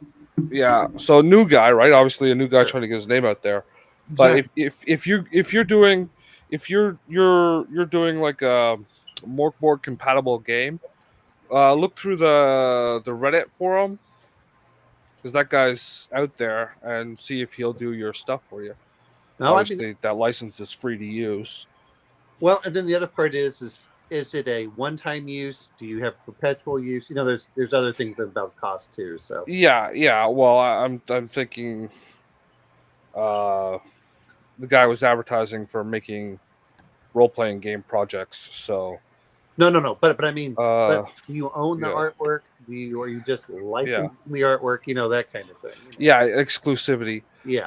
Well, obviously you negotiate with the guy. I would assume the least amount of rights for that price. Mm-hmm. And then obviously double or triple it. No problem tripling it at that price if he's doing pieces. I think it was a little less detailed than that, but from the examples. But come on! I want you to go look at the Beholder. And you tell me how much. Well, a lot more detailed than that. I mean, as much as there's something special about that, when you look at the artwork in your original Dungeon Master's Guide and you compare it to Theme Folio. But again, that's just like the pulp era. When it first came out, it was a brand new medium. That wasn't the pulp era. That was an 8-year-old kid that had been hit with a hammer over the head several times. Era. No, I mean the advent of role-playing games inspired a whole new type of artwork. Prior to Dungeons and Dragons, and a few other games, there wasn't a lot of artwork in war games and games in general. And with the advent of Dungeons and Dragons, it created a whole new style and genre of art that was going to be required for the next 10, 20 plus years until I want to say, second edition D&D or some of the other games that I may not be familiar with. It was acceptable for it to be, cheesy artwork that filled the void and got the message across with, as little dollars to get there. Well, and to be fair on some of this is, again, they're selling a lot of stuff in there. And my mother just published a book. I don't know how. I'll have to ask him how much she spent doing everything. And what's it called? Advertise for your mother. She might want to sell a couple copies. If you want a children's book, here we go. People buy children's books. A lot of people here have kids. Just saying. I'm sure Jackie's birthday's coming up, and books are on his list. So, just saying. Hey Siri, turn on bedroom lights. So there's. That looks right up his alley. So it was. What Jackie would love that. Did. And she was paying the artist, and of course they have to go back and forth, and it doesn't, it's your typical, stuff like this. And Where's she publishing it through? I'm not sure if you can get through Amazon. Let's see. It actually has. Let's see. 80%. Tell her 80% of all books on the planet are sold on Amazon. No, She's not selling- I think you can get it from there. I'm not sure. I'll have to ask my mother. And my mother even admits she's losing money on it, but she says, "You know what? I'm 75 years old. I'm okay losing money on it just to say I did stuff, and of course the back of it has a little coloring book and stuff, and she's like, well, if I can sell and you know what, all that's missing is the right networking and advertising before that's a household name. Well, you know what, all it takes, like, you're right, it just takes one big thing. But my mother is quite happy with she's like, if I break even, that's good. If I don't break even, that seems okay. That's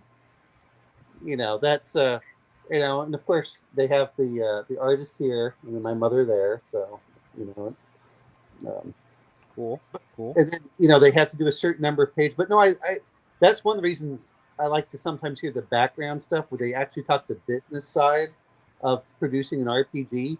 You go, holy hell, how do some of these people do this? They don't give up. That's how. Well, no, what I mean is we're talking actual publishers, because you have to do that. And you're like, oh, okay. But that said, is if you do it because you love it, you're not really hurting. I mean, look at Bear. Bear just finished his heroic. How much does he expect to make from that? From what I hope I'm wrong, but the other day I was watching one of his videos and it looked like almost nothing. That's what he said. He said if he's lucky if he can get a new chair, But that's on his initial Kickstarter. Yeah. It's still available, so he's going to get a trickle, and I don't know what he's going to continue with the royalties on his team, or is it all going to him after that? Well, but the other part that comes down to it also is, and I'm going to just say for creative types, and just listening to some people just have to write. Some people just have to draw. And if they can make money on the side to pay for their hobby, that's, they're coming out ahead. It sounds weird. Now, of course, later on is if you become busy enough, which is just, supply and demand, then of course you raise your prices just to reduce the number of people you have to deal with. And then you reduce your prices, so you increase your prices even more to get rid of the people you don't want to deal with. It's like, oh, okay. And I love Boris Vallejo, but technically, I don't know how much it would cost, but you can get one done by him and Julie Bell still to this day if you want, your own thing. And it's like, oh, that's awesome. Yeah, that's definitely closer to the high. Oh, I know, $5,000+ Sure, right. Yeah, but if you're willing to pay it, I guarantee they're willing to take your money. Yeah. Well, and what's their limitation? They're going to come over and say, hey, I have so many, commissions ahead of you. You're going to have to wait this long, whether you like it or not. And it's like, well, can you pay me more money? Well, okay. It's like, all right, like everything else, but more power to them. I know everyone hates AI art, but I look at it as, like Bear was talking about, where he can use it to save the artist he's paying money to instead of going back and forth. Like my mother with her book, they had to go back 4 or 5 times. If you can cut that down to once or twice, that's saving everyone time and money. I'm gonna let you in on a secret with kids' books. You can cut the artist out a lot quicker, and it's less of a. Yeah, look at the artwork Bear uses for his thumbnails. That's all AI generated Bear artwork, and I guarantee you, even the art for Reckless Rants is AI generated. I'm not joking. I just give me cover art for a podcast about. Well, but again, it's there's, and I hate saying it's I can tell AI artwork and it feels kind of soulless. So whenever, but sometimes, yeah. But whenever people are doing things, is again my whole point on that is artists, instead of embracing AI to improve their where they can focus and actually doing what they love, is that instead they're instead of saying, hey, here, client, what do you want? Do you want something that looks cartoonish? Do you want something that looks photorealistic? Do you want this? Do you want this kind of atmosphere? And they change it very, very quickly.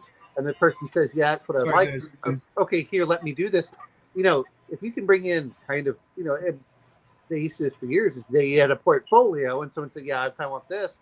But it works in the other way too, is if you have a client and you're like, I have something, and they're trying to communicate it to you, and they're not an artist, that makes it hard to go back and forth. But if they can say, yeah, I want something like this and this and this, so you're like, it's a very valuable tool.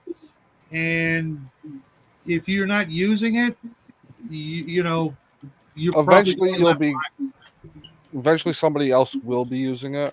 Yep, and you'll be losing out because you and your ego or whatever will have shot you in the foot, and you will exactly a great tool for art direction, George.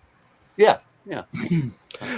Now there is a problem with a lot of the AI tool companies marketing it to companies as a thing to replace people with, right? And I heard this great example of like when power tools were invented. Did the power tool companies come to the foreman and say, "Here, you can replace your laborers with these power drills"?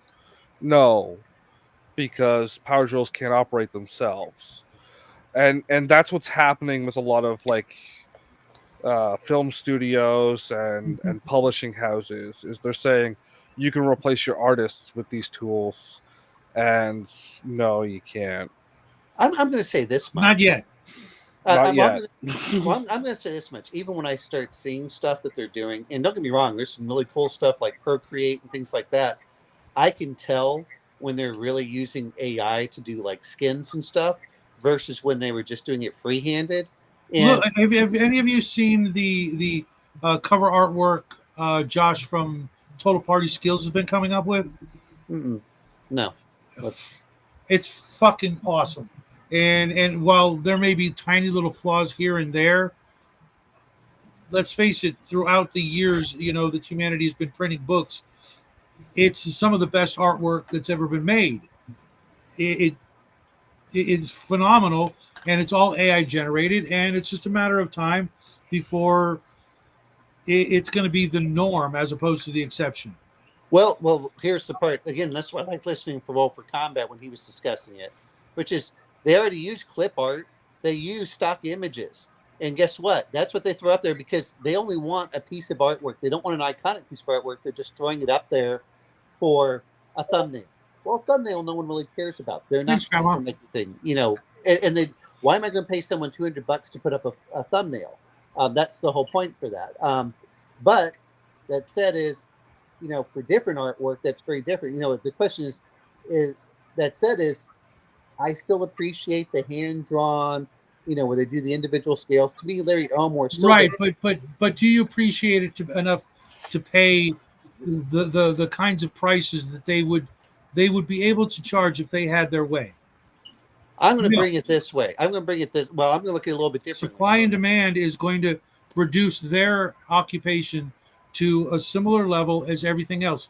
Them wanting to be treated like rock stars is the problem. But here's what gets me. Most of the artists are starving anyway. I listen to people talk about it, and if you like, I know some people that do the work and things. They are not in any way a rock star. They're making no, but they would prefer. That's what they would have if they could. Well, there's a reason why. That's true of everybody. That's not a good example. No, I guarantee people like Bruce and your local trash collector have no delusions of ever being treated like a rock star. I don't know. Have you looked at the Hoof GP? I don't know what that is. Go look him on YouTube. Bruce had admitted he would appreciate an occasional handshake. I mean, but no. I mean, if you look at some of the people that get out there. No. Whoa, wait 1 second. Yeah. Bruce Lombardo. Yeah, he's a septic tank cleaner. You should never shake his fucking hand. That's fair. Do you know where it's been? I actually no. But unfortunately, I do actually. He tells it all the time. Well, you've got a good idea. Well, how many people remember Mike Rowe doing the dirty jobs? Yes. Okay. the same thing Oh, yeah. applies for that. It's, look, but I'm saying, but the average artists, the ones that are really screaming and yelling, are not making very much money at all. And they shouldn't. Well, again, it's. I'm not saying whether they should or shouldn't. My point being is that, do you think that the books can come down in price? No. What they're doing is, instead of paying an artist, all they're doing is they're increasing their margins for profitability. Again, that's great for an independent creator. I'm glad for them on that. Basic Econ 101. I mean, yeah. But so you're trying to say, well, they do this. First off, that's not the way that I look at artists. Is like, look, if just like everything else, if you make good art, hopefully people will pay you for it, and you do well at it. If you do crappy art, stop complaining, get better. But it's raised the floor of entry. That's what a lot of them are complaining about. Is great artists aren't having really any threats. Boris Vallejo is not afraid of AI art. Well, he makes most of his money from the paints anyway. So but those are But What's that's what I'm trying. Well, that's all. Well, especially that's also like so I've seen a couple videos and I just laugh when will 3D printing replace model painting because we got multicolored 3D prints? It's like never. No. I would have never. Even before I started painting, I would have said never for multiple reasons. But I also know one thing about 3D printers that will never be able to keep up with paint: shading. Unless you have have access to 1,500 different filaments, you can't do shading in a 3D print. Well, that's not how a lot of there are 3D printers that do that, but they have ones now that use speculized sand in resin baths, layered resins. I saw those years ago. I saw those like they're old. They've started to make them cheaper, but they still look like sand. But no, eventually they'll have like a machine that can hold a brush and paint. But it won't stop people from painting because you paint because you enjoy painting, not because. That's the same thing that just like woodworking and stuff like that. Yeah. The real question is how much will it replace people who are making money for painting miniatures for other people, and that's the real question. It becomes a hobby versus a job in many cases. Well, it is mostly a hobby to begin with, and most army painters don't charge a lot per figure to paint basic painting to begin with. It's but like all things, if $2 a miniature or whatever. If the industry continues, it will master it. Yeah. And people should, get a real job and have a hobby. I'm going to let you in on a big secret. You can already buy a robot kitchen. You put raw ingredients in one end, and finished meals come out the other. Yep. Yeah. But again, the point being is there's a cost issue. There's a cost balance in there. The other part is, at the end of the day, is whatever's out there is like, okay, what it does is it allows someone like myself that doesn't really like painting to say, okay, I know we've gone completely away from the second story anyway, but we haven't even touched on it yet. Well, I know, but I mean, like my Conan miniatures. We're getting there. Don't worry, TCG. Would I love to have my Conan miniatures painted? Absolutely. Do I want to pay thousands of dollars to have it? No, because I don't have the disposable income. Well, technically, I do have the disposable income. But my point being is, who are you kidding? I've seen that book collection. My average. I'm not gonna lie. My average RPG probably stuff is between $2,000 and $3,000 a year. I'm not. That's not. That's ridiculous. So, but. No, I mean that's when I do Kickstarters, I do other stuff. Yeah, I'm not going to say because this is, the internet is forever, and I don't want that information out there. But I spend between $0 and $3 per month on RPGs. And more power to you, Justin. Here's the difference. I don't go over and like how much you spend on pizza, or cake. I'd rather not say. my monthly pizza budget rivals Omanow's yearly RPG budget. I'm not knocking people for it. Do I say that well, it's just like going to a restaurant. I would never go to a restaurant that's expensive. that's true, but a lot of times you're going to that restaurant for, experience. And then sometimes when I start calculating the effort that goes into certain things and the amount of skill that's required, I'm like, you guys are losing. But this perfect example for like my farm, the guy who delivers material for me charges me $100 for delivery for the truck. And then he charges me cost for the materials. And I'm like, dude, you know that you should be making more money. He's like, he says, I'm 70 something years old. I just need to get out of the house. So keep that guy close. Oh, I told him until the bitter end. This is what I told him specifically.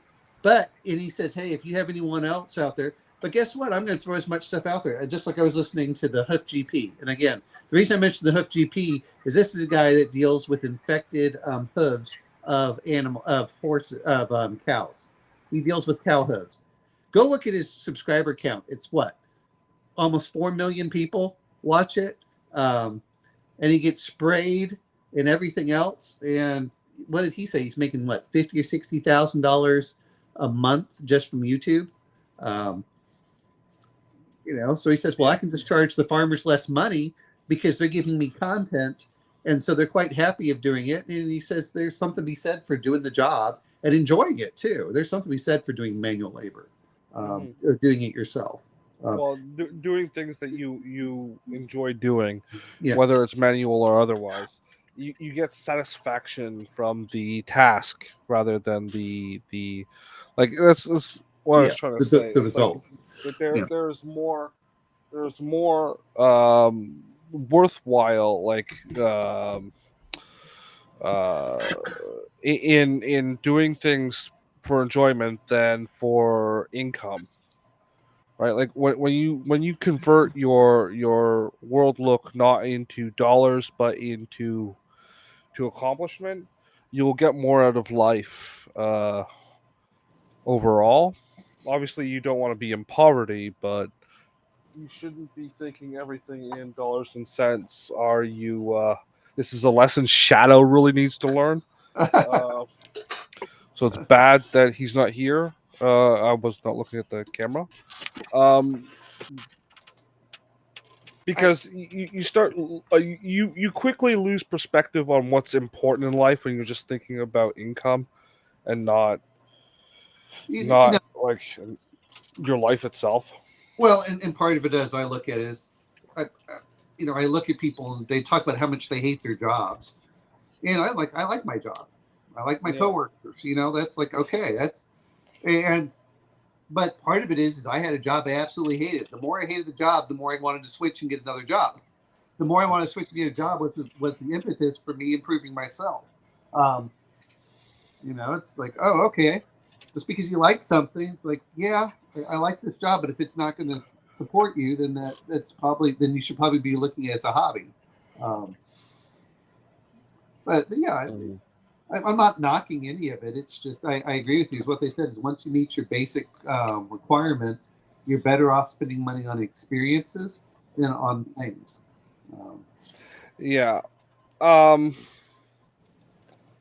Obviously you don't want to destroy your life doing that or prevent yourself from having a legacy for your children or whatever.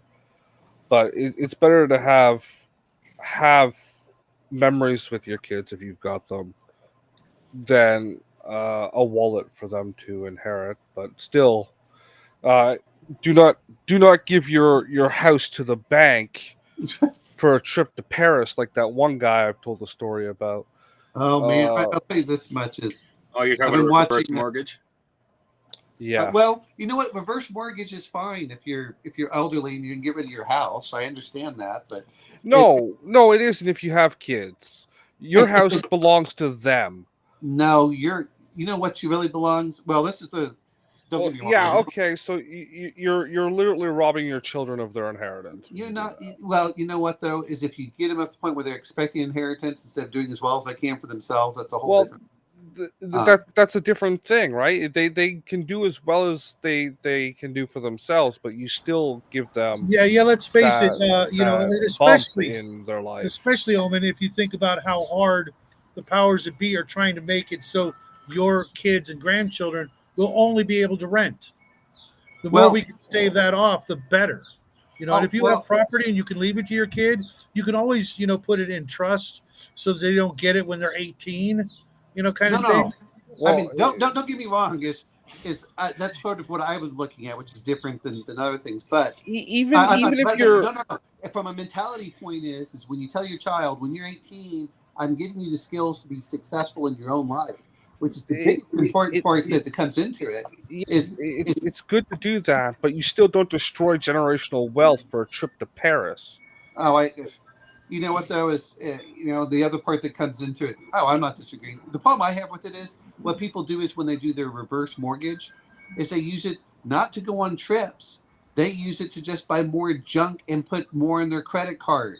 Instead of saying, hey, and the sad thing is, and this is what really gets me about it, is my son lives in virtual poverty. He does. His mom does not. She lives almost at the poverty line, and that's her choice, to be fair. It's not that she can't make more money, but she'd rather do other stuff.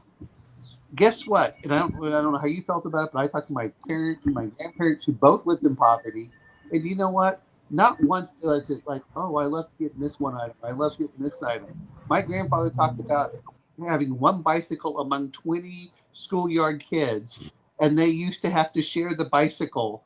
And I mean, it's funny listening to this. And then they would go around town, and it's like, 19 of them would follow the bicycle around, and after the person had it for like 10 minutes, they'd swap to another kid. You can't beat those stories. Yeah, that doesn't sound good. It doesn't sound good, but you know what? It gave a whole different mentality of, well, we have to have this and we have to have that. Just like I was. Sounds like communism. Don't like it. No. No, it's not communism. Communism is you're being forced to do that. These are kids choosing that they wanted a bicycle, but it took 20 of them to save up enough money for it. So you got it's a timeshare and a bicycle is what you're getting. But the other part that was coming into it was, like when I was with in Cambodia, and we're talking people that make $2 to $3 a day or less, and the kids it's relative to what they can buy with it. What's that? It's relative to what they can buy with it, though. Yeah. Okay. Then you know what? That's like $10 to $30, a day, is what they're making. I mean, it's not a lot. It's enough that they can feed their family. And yet, when I went out there, the kids were playing and having fun with their friends. If you look at they don't know any better. Well, wait a minute. No, the kids know better than us. The kids know better than us. We keep on going for items, and the kids are happy just to have the social interaction for the whole thing. And if that wasn't true, Shadow, you wouldn't be like, come on, guys, we got to go for this. We got to go for that. It's like, okay, if my whole house burned down, all right, it would be horrible. I would still just go back and be like, okay, I can rebuild certain things because I would go up with it. No, why? Because there's too many things that it's materialistic. Yeah. Exactly. I am. I got no problem. Why are you materialistic? They're just things. It's earned you a path downstairs, bro. I'm sorry. I don't know that. Maybe. Well, no. The problem is he wants the grave goods. So like his brother that was buried under the sands of Egypt. So he can go for all the other stuff. What do you think suggests? Those were his brother. Those were his great grandchildren. And to be fair, if I didn't go back in for certain things, I'm pretty certain a fireman would lose his life. Well, you know what? Then you just tell them stay out. That's what really comes down to. No, because those things travel. You know what I'm saying?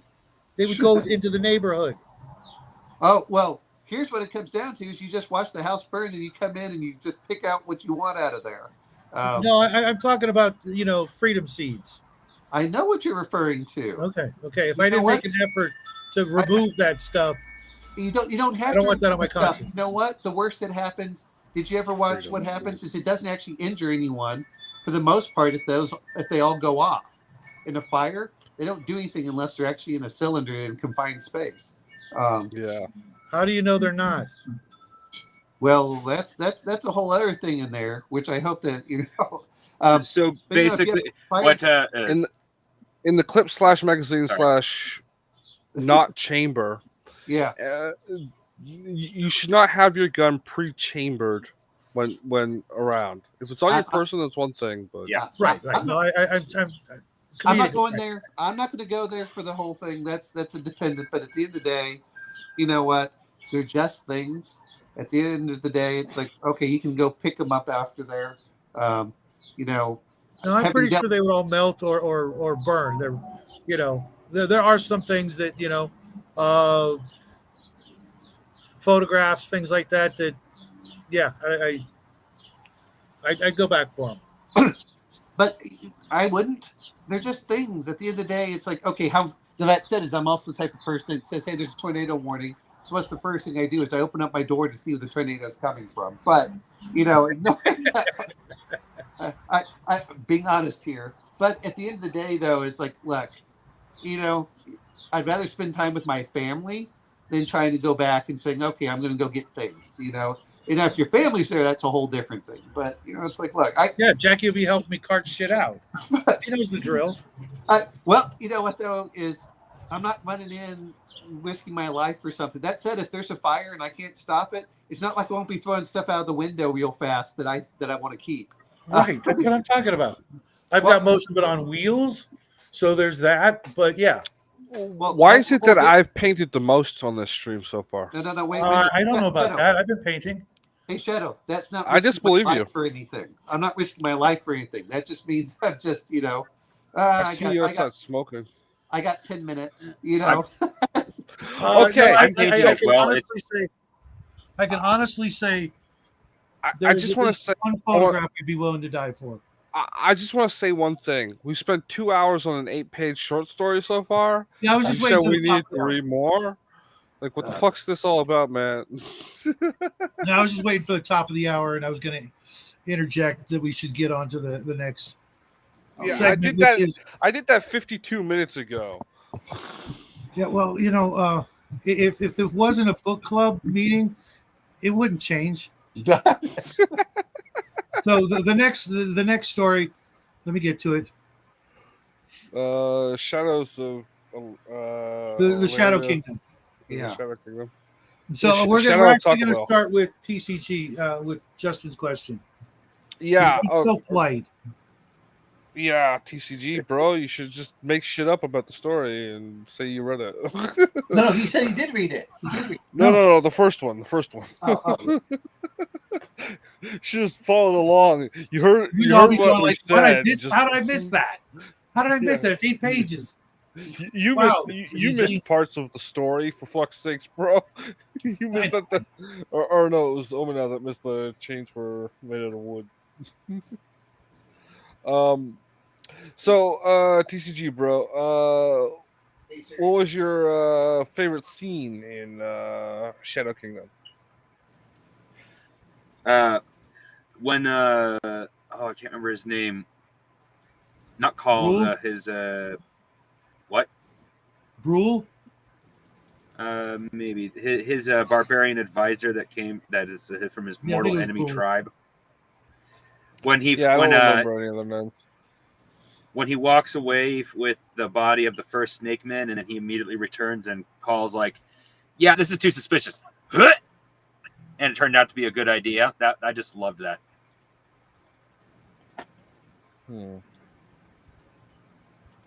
Like right off the bat, he's like, "Yeah, no, I'm not going to risk it. You're dead."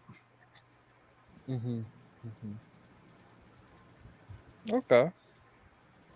I vaguely remember this scene. With the secret door that he hauled the first dead snake body. I remember that. I don't remember it's too suspicious. Well, no, he didn't say it was suspicious or anything like that. It's just the fact that he's seen him. He came back too quickly, George. And Kull just immediately responded. His response was to kill him. And that's when Kull's like, "Wait a minute. Yeah. He doesn't have the bracelet. This wasn't him." Like, he doesn't say anything like, "I thought that was suspicious." It's just the fact that Kull's reaction suggested that he was suspicious. Yeah. Okay. I think I remember what you're talking about now. This was before they found the guards. They killed all the guards. Did they kill them, or did they just put them to sleep? I wasn't sure. When they went around, they said they killed them, but I could swear he said the next morning they were all there and they were there. Yeah, that was the next morning, and they repeated. Well, the night before, they don't know what happened because the next morning, all the guards were human again, and they all could say the words that could not be said by the Snake Men. Right. Yeah. They all remember So being I on always guard. They said something about fighting them, then going through the secret passage around back out to the hall, and there being new guards there. Kull wanted to.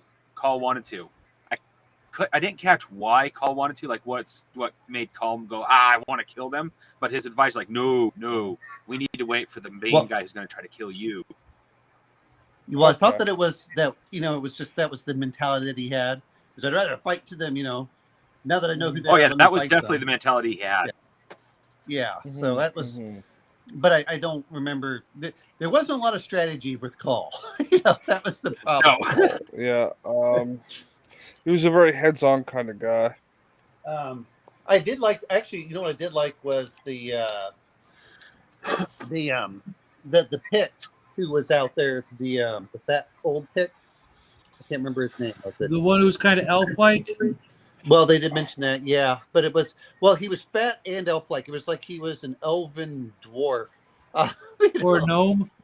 Well, what those at the time they call, elves and dwarves kind of look the same if you went by Germanic. So that's kind of what I did rather than Tolkien-esque elves that we think of nowadays. But yeah, but I like the fact that he says, "Oh, I'm kind of like I'm a dirty old man, and I do more than just kiss wenches and drink wine." I like that character too. Yep. And and I like the fact when they're talking about the Picts, because the Picts that Howard uses in later books. The Picts are a civilized, noble race in this era, but when they become what is it? They had fallen. They'd fallen by the ancient Conan. Yeah, well, exactly, and they were with the Bosnian, and I forgot what it was. It's the river something. It's the one that you said you played, which was very similar to it. Right, the drums on the border or something like that. Yeah, that was the one where where they're going to. They had reverted to savagery and yep. We're ready to just kill everybody that wasn't them. Yeah. I think that was like Atlantis falls beneath the waves, and that they have to flee to another land, and they lose their culture. Well, and I think they're the people that eventually come back together and become I forgot his name. They destroy Aquilonia. I think they they conquer Aquilonia and then become civilized. Yes. Well, they did that one, and then the inheritors of like we talked about the Lemurians and everything else of the old races and what they become later. Did any of you know what Lemuria is named after? No. It's actually quite interesting. No. I forget his name because I just heard about this today. There was a scientist who was trying to figure out why lemurs existed on two separate continents, and in between them there's nothing but ocean. And he postulated that once upon a time there was a landmass in between the two places, and he dubbed it Lemuria. Okay. Yeah, weird, huh? It's almost comical if you think about it. Do you know what two places? I don't know what the two places. No, I'll have to go through my history and see what video it was I watched. So that was there was Lemuria. If not that we did any of those. Do any of you remember reading about? What was the other continent that was supposed to be Mu? Mu. Yeah. So no.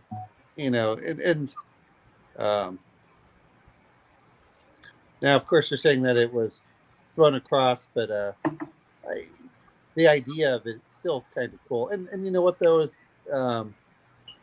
Oh, okay. Apparently, it was Lemuria and Mu was supposed to be almost identical. Um, but those are the things that I love about that era. Is nowadays everyone's like, no, that isn't real. It's like, it doesn't have to be real. It just has to be real enough in your game. Put away your disbelief and just move along with it. Yeah, a lot of people are what you call assholes. Nice.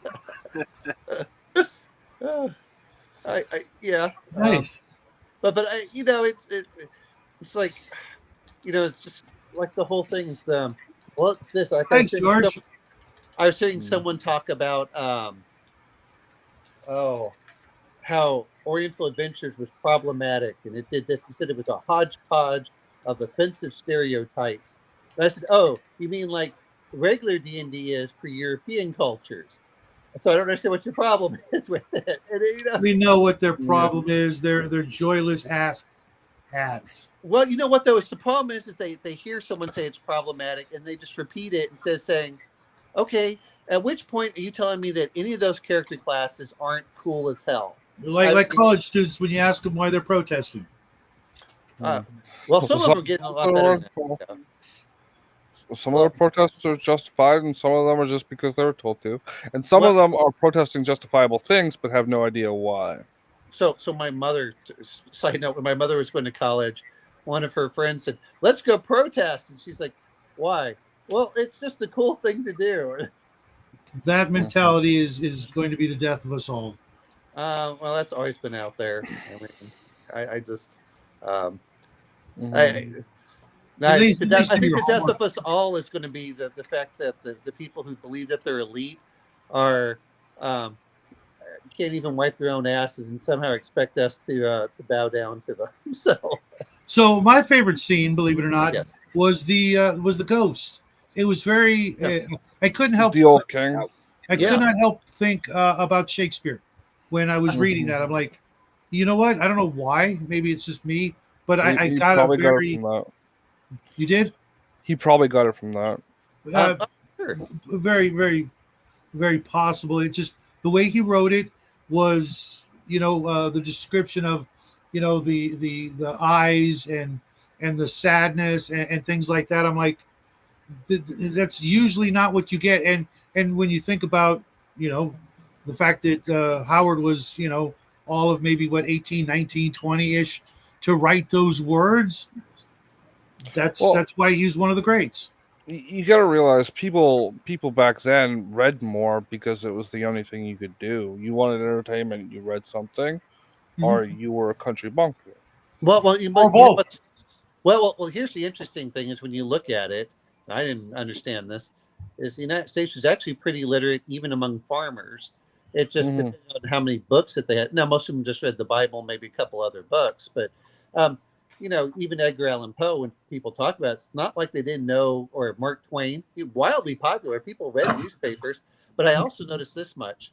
When I was reading, whether it was Conan or John Carter and all this other stuff, is the language is written at a higher level than what our newspapers are written at today. And yet they were aimed at young children, adolescent boys. I mean, that's for the most part. Yes, that's done deliberately. Dumbing down newspapers is done deliberately. It's to reach the masses. Well, the byproduct is you dumb down the masses. But no. I'll give you this example. You know the Boy Scouts, right? Yeah. And you know the Cubs, right? Yeah. Okay, so you know the age difference between the two organizations. Right. Yeah. Yeah, okay. My brother's Cub Scout handbook had more challenging things in it than my Boy Scout handbook did. And he's only 4 years older than I am. Part of it, not going to go too much into it, but my whole point is that the expectation is that people would read stuff like this. And even when I was like 10, I was reading. Now it may not be the college level version, but I was reading. I'm going to ignore the D&D stuff. I was still reading all of the Greek mythology. It may not have been written by the the perfect translators, but I was getting the story, so I understood what the frame of reference was. We weren't looking at it from that, but I think that's yeah. I buried my copy of the Iliad. I like pulling that out. I just came across mine as well when I was looking for this book. I have the free PDF because you can't copyright something, translated, 100 years ago. What are you doing? So, so there's a lot of that stuff. But yeah, I mean, but I'm not disagreeing with you. It's just that that's what people read and they understood it. And yeah, some of it was out there. But man, just sparking the imagination for things. That's what young boys did, is they read that and then they went out and acted. Even I heard that R.E. threw rocks at each other. Well, even R.E. Howard would practice the sword moves and stuff that he was talking about, that Conan would do. In his, what is that? What is that movie that he's in? The actor plays Robert E. Howard, Whole Wide World or something like that. Does anybody know out there?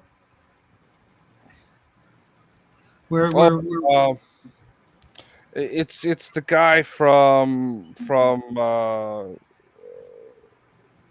Full Metal Jacket, was it? Matthew Modine? No. What was the Pile? No, that's. But I remember seeing something about it a long time ago. He was Kingpin. But there's a movie out there that's basically Robert E. Howard's life story to a point. Yeah. It's the Daredevil.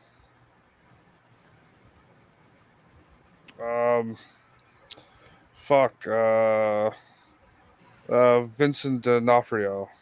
Oh, okay. Yeah. He played Howard. But what's the name of the movie? I'm looking it up right now. Okay. It's not that old. No, but it's surprising that it was good. I saw it.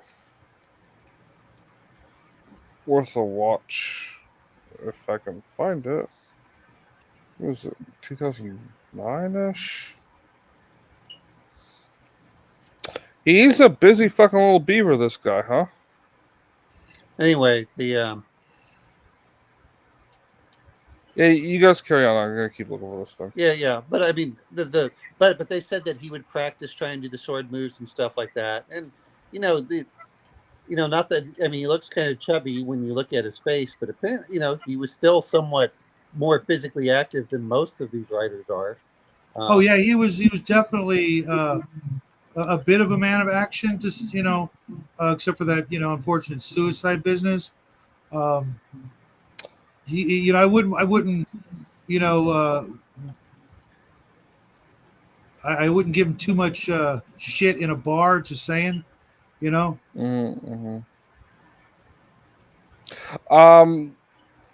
Fuck. I know it's this guy, but he's got a lot of stuff. His he fucked up his relationship with the girl. She ended up marrying his best friend, and then his mother died, and he was a mama's boy. Right. So he didn't have which I find unusual, even though he was, he came across as a tough guy, and we know a few tough guys that are still mama's boys and what have you, but that sort of thing was also prevalent in H.P. Lovecraft's psyche, I think.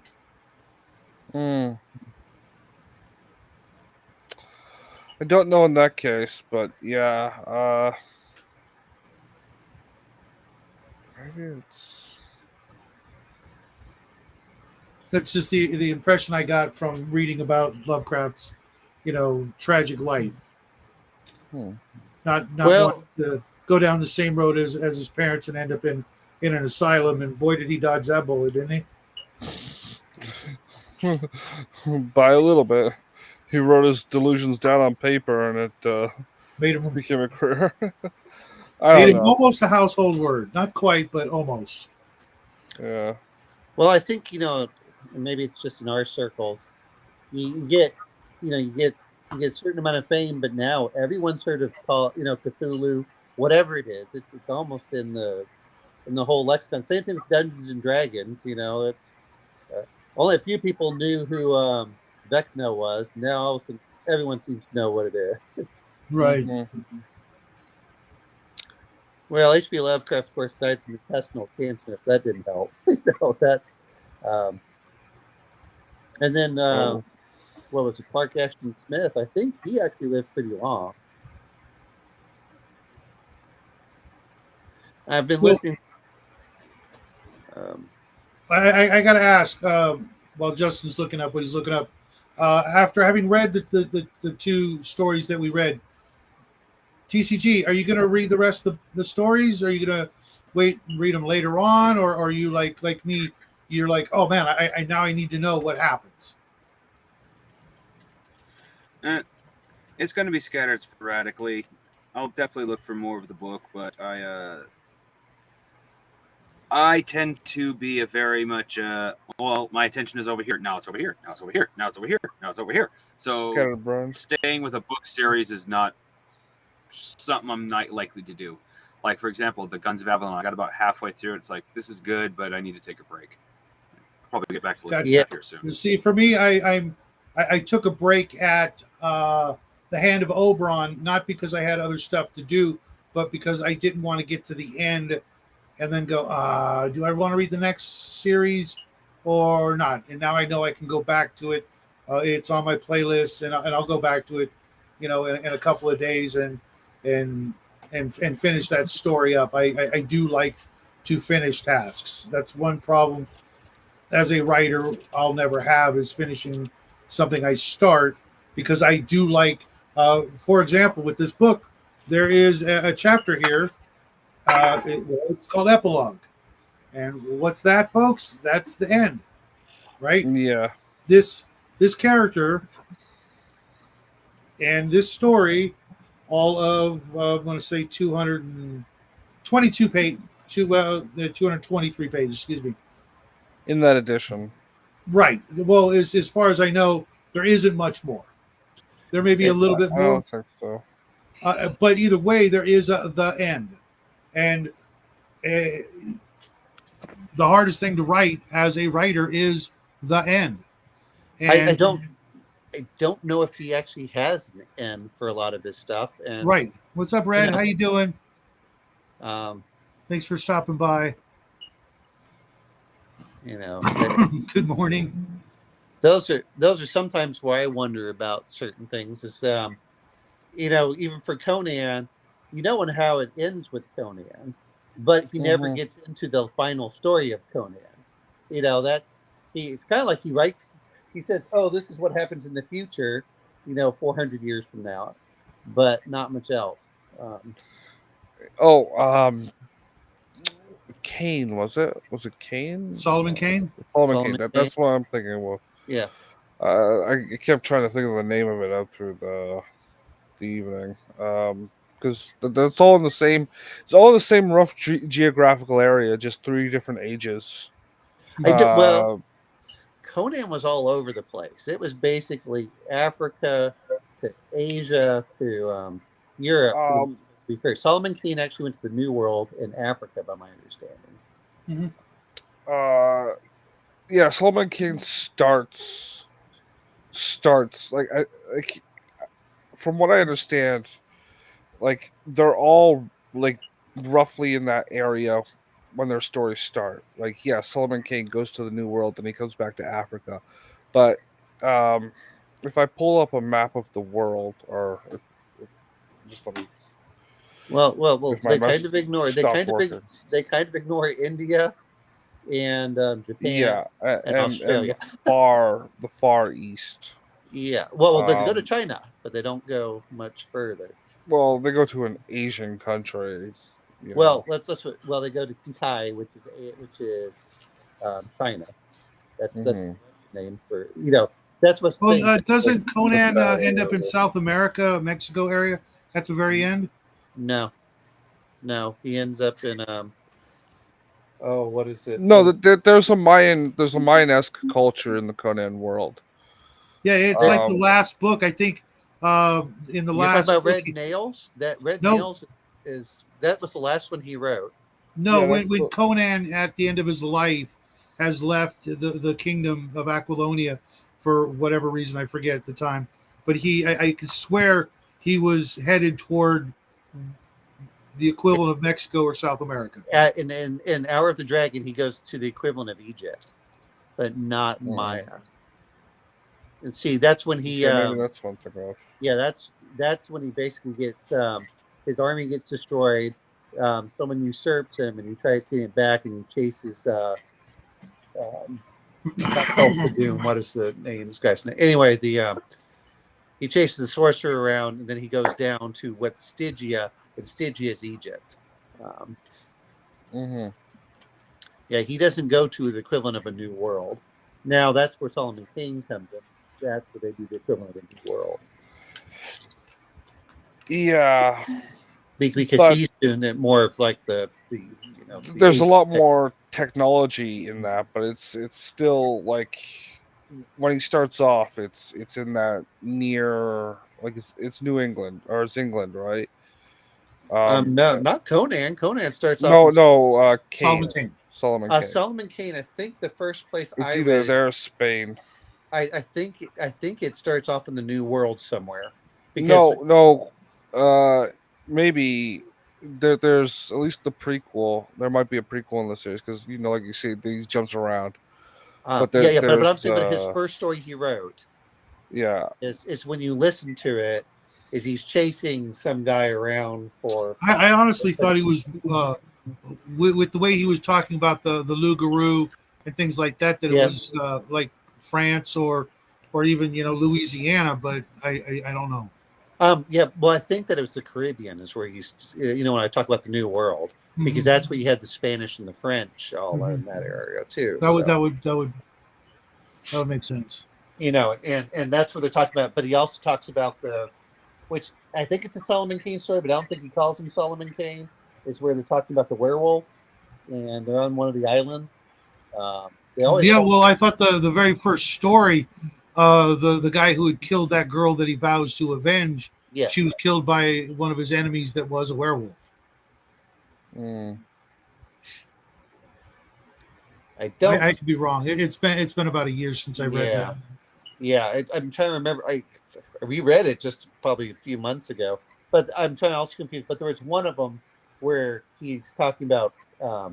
Okay, someone's going through, and there's a werewolf that's going through, and of course, in his story for R.E. Howard's universe, is if you kill a werewolf except during a certain time, you get that curse on yourself. So, this whole idea of like, I'll kill the werewolf, like, okay, you might not want to do that. That's weird. Oh yeah. That's the way he has that's like the ultimate freaking curse. Well, and then his friend, apparently they get attacked by the natives, who all sound like they're from. They all sound Caribbean, or something like that. But they're all attacking them, and the guy who's cursed runs down and detonates the powder and saves everyone. And apparently, by doing that action, it removed the curse from him, and which is weird. So it's very weird. It's like, well, he should have died was the whole point, but because he did, I guess, a selfless act, then the curse was relieved from himself. But that's. But yeah, his werewolves were I think we're a little bit scarier than most of the regular D&D. And to be honest, as I've read so many werewolf stories, it's like, okay, which ones do I want? There's Wolf's Head, the Lost Race, in the Forest of Villa Fear. But it's been a while. Sounds very Cajun to me. Yeah, well, French or something like there.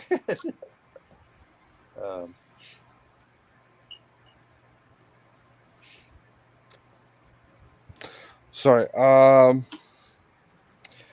So we've got TCG's favorite scene, which was the the part where they hide that body. Correct? Yep. No, that's oh, he hiding the body, or was it the part where I thought that they had the ghost coming by, or was that just shadows? That That was was mine. Shadow. Yes. It was Shadows part. is the Attendant of book. mine was part of that. What I liked was when Kull was like noticed something was wrong with Pict and was like, nope. So he killed him right then and there, and come to find out he was. Oh, because he didn't have the armband. He didn't have that armband that I would identify. That was it. Yeah. I will mention this much because they mentioned Brule, in those stories, whereas in Conan he's almost always the primary character. In this one, the henchman is just as valuable as Conan or Cole, the main character. Yeah. Okay, so what's your favorite scene? I kind of like it when you're talking about a few of these. Well, there's the not action scene, of course. Is I like it when the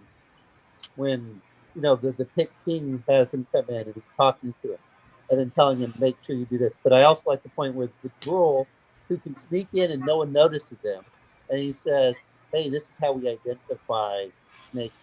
And I just love the idea of snake because we talk about this. If you get killed by one, your soul is forever trapped.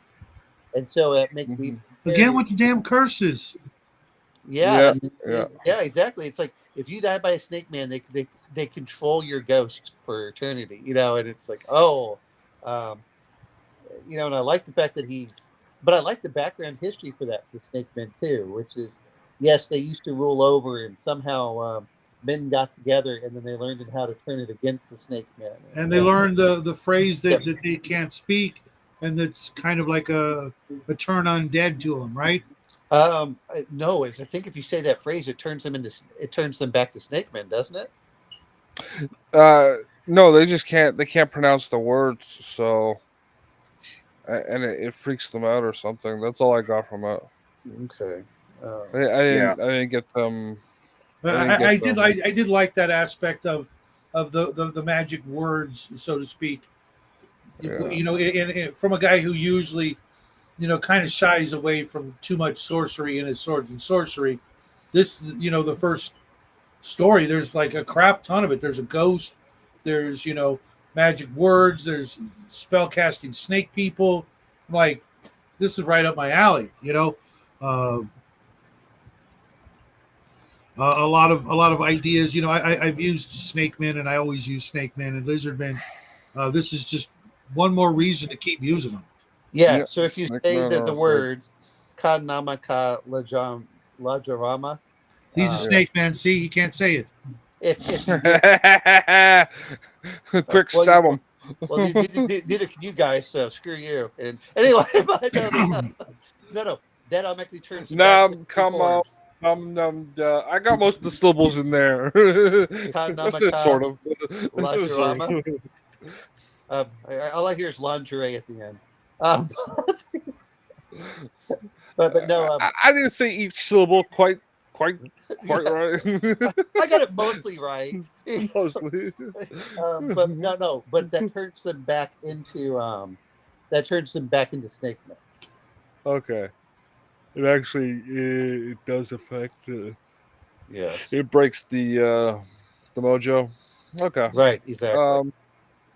Well, they didn't say that in the book, but this is only the second book, so. Yeah. I don't recall them saying. I recall it freaking them out. But if you say, well, no, that's what he did is when he was in there and when they were fighting at the, I guess it was the court, what they thought was the courtroom, but wasn't the courtroom. Where they that was a good scene too. Yeah. And had it not been for Brule, yeah. It would have been the end as well. Yeah, that's the one where he's like, "Quick, Conan! They're not, because they're all coming towards him." Yeah, and he's like, "This isn't normal," and he's like, "Conan, crawl! They're snake men." then they're fighting for their life because if they don't, they forever lose themselves. I like the scene after that when he goes into the actual chamber and he hears himself giving the speech, to the actual Nobles. the nobles, Yeah. and then he has that that crisis of faith on like, am I the real me? And then later on, or was it before that? I think it was later on. It's like there are many me's in life, and Are you sure that's not one the is the Mirror of real one. Therazune? No, No, Was that- no, no. He has that thought himself, Okay. Paul. right, Because I know- which brings us to the fact that Kull and Conan are the same guy because of the talk of reincarnation Yeah. from how Well, he goes on like, even in my own life, I was a savage. I was a slave. I was a king. Like he goes on like a brief introspection on the things he had been throughout his life. But the great thing, well, the difference is that I mean- Cole's probably more introspective than Conan is. Yeah. Cole actually says, oh, "Let me figure out like the mysteries of the universe," and Conan is, "What? Quit your whining. Just I'm a man of action. Let's do this, and this is where I'm going to go." While he regrets his past life, like when he was a buccaneer and stuff like that, it's like, oh, I miss those days, but I have an obligation now to become king. So. yeah. But I thought also that Brule had said something about reincarnation, which I think was sort of It was hinted at in the Yeah, basically what he said is that those words have been was drilled into man during the time of the snake so heavily that it's been passed down through the generations, and mankind is subconsciously still remembers those words. Yes. yeah. I think it was also a way of maybe inadvertently that Well, we're referring to Conan, that you remember it through. Sorry. that Conan and Kull are the same character. They will reincarnate into one another at some point, whether Howard realized that or not. Yeah. They did slightly mention that reincarnation of the words, like it. What I should say is remember through the generations. It was remembered like through a racial memory. Yep. That's exactly what it racial is. memory. Perfect. Racial memory. But yeah, yeah, but that's my favorite scene, when he's like having that moment of crisis. Like that stood out with me when he's there and he sees himself, but it's the Snake Man, and then he pauses for a minute, and it's like almost like he's about to give up through the hopelessness of the situation. But then he musters his strength and kills himself. The room full of Snake Men. No, that was after the room full of Snake Men. And of course, over time they assume that they destroy or disappear, but they slowly keep showing up.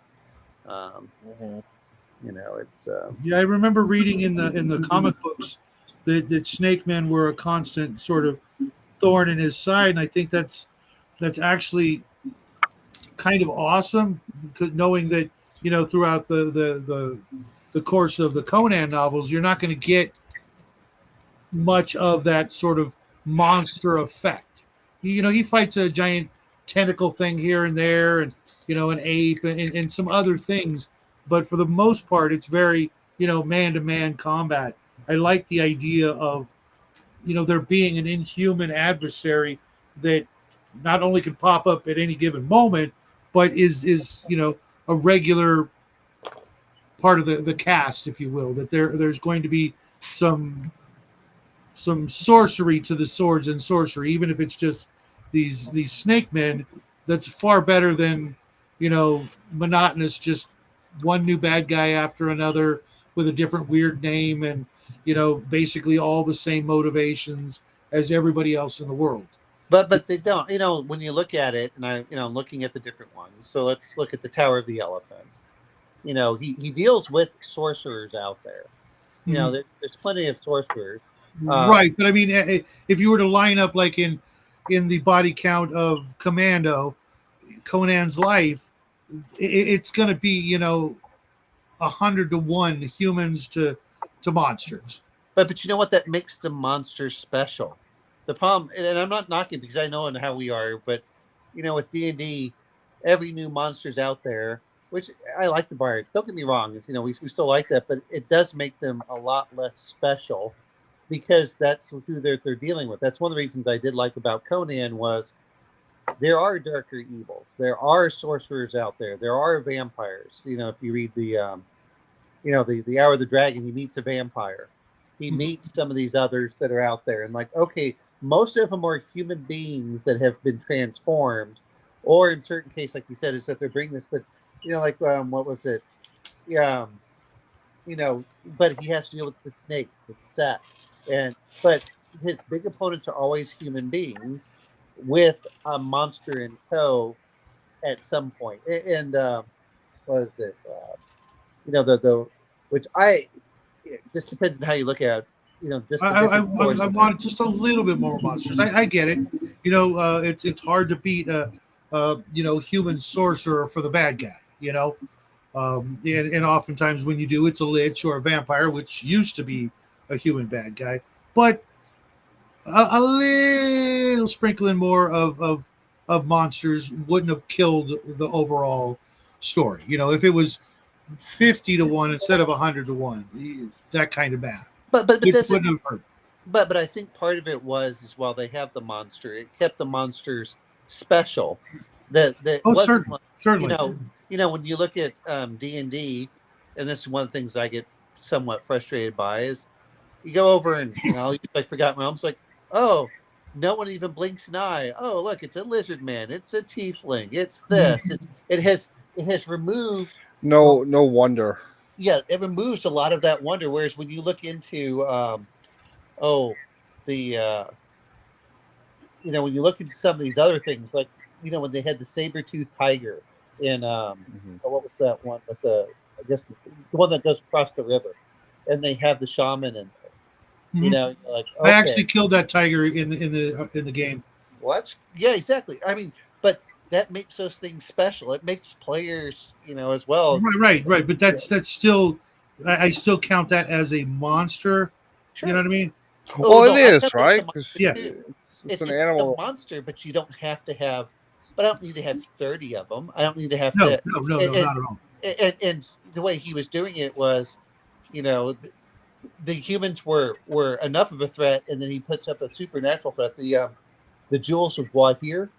When he's going in that one. Don't get me wrong. I like Serpent Men. I like having the closet bad guys in the background, where you're going to fight and say, okay, there's a, oh, well, we beat this guy. Yes, but there was a more powerful force behind him.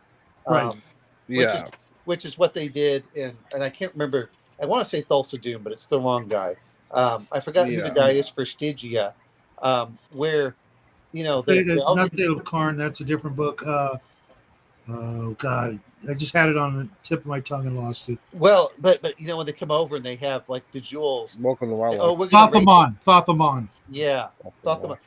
But then they raise him up, and then you find out that he's the he's more powerful than the original spellcaster, and then he has other people in there, and like, okay, where's he taking so and so? But the same thing with what's her name? What was the lady from Red Nails, the one that sacrifices young women? He's going to sacrifice Valeria to keep her youth. It's okay. But no, I mean, of course, Valeria's running from it, and she has the dragon, which of course forces them into the city, which has the red nails, and then they find this young, beautiful woman, and then they find out she's like 50 or 100 years old, and she's planning on killing Valeria to sacrifice her so she can retain her youthful beauty the entire time. And they get that, and the only monster in that are dragons, and then the one guy who they thought was all dead, who comes up from the static. Oh, the snake. They did have the weird snake. So it was like, okay, the are the main opponents, but then they would have the the special animals or stuff like that. You're like, oh, cool. He must have killed at least like half a dozen giant snakes at some point. Oh yeah. But I mean, over how many stories, and what was that? It was 40. because of set, because of set. So they're there, but they're not as much, and that's part of the reason I like some of the In Conan, those are the remnants of the Snake Men.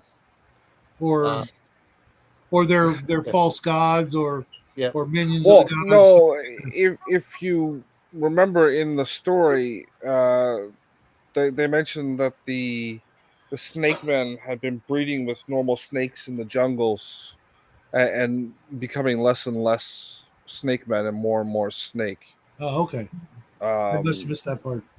yeah, and that had been done with like the Wolfmen and the Batman and other creatures from beyond Nightmare. That they've been driven into full animal form. and only and some no of them longer are keep their whole thing. Yeah. Like the we talked about Conan, but man, the monster manual for Conan, and I know if they threw in monsters in various other books too, but it was like, oh, you get a demon. Guess what? You can add these components. You get these, but then they would have the stuff from an elder time. What did you have? I still like Thrak, and hidden in that story, where they said, oh, he's 200,000 years removed from human beings, and they're like, oh, he's not that smart, but he was smart enough to entrap his master and set off all the traps and everything. Do you remember that one? So, that's the. Oh, this is great. I think we did some of this, but I love the visuals for it.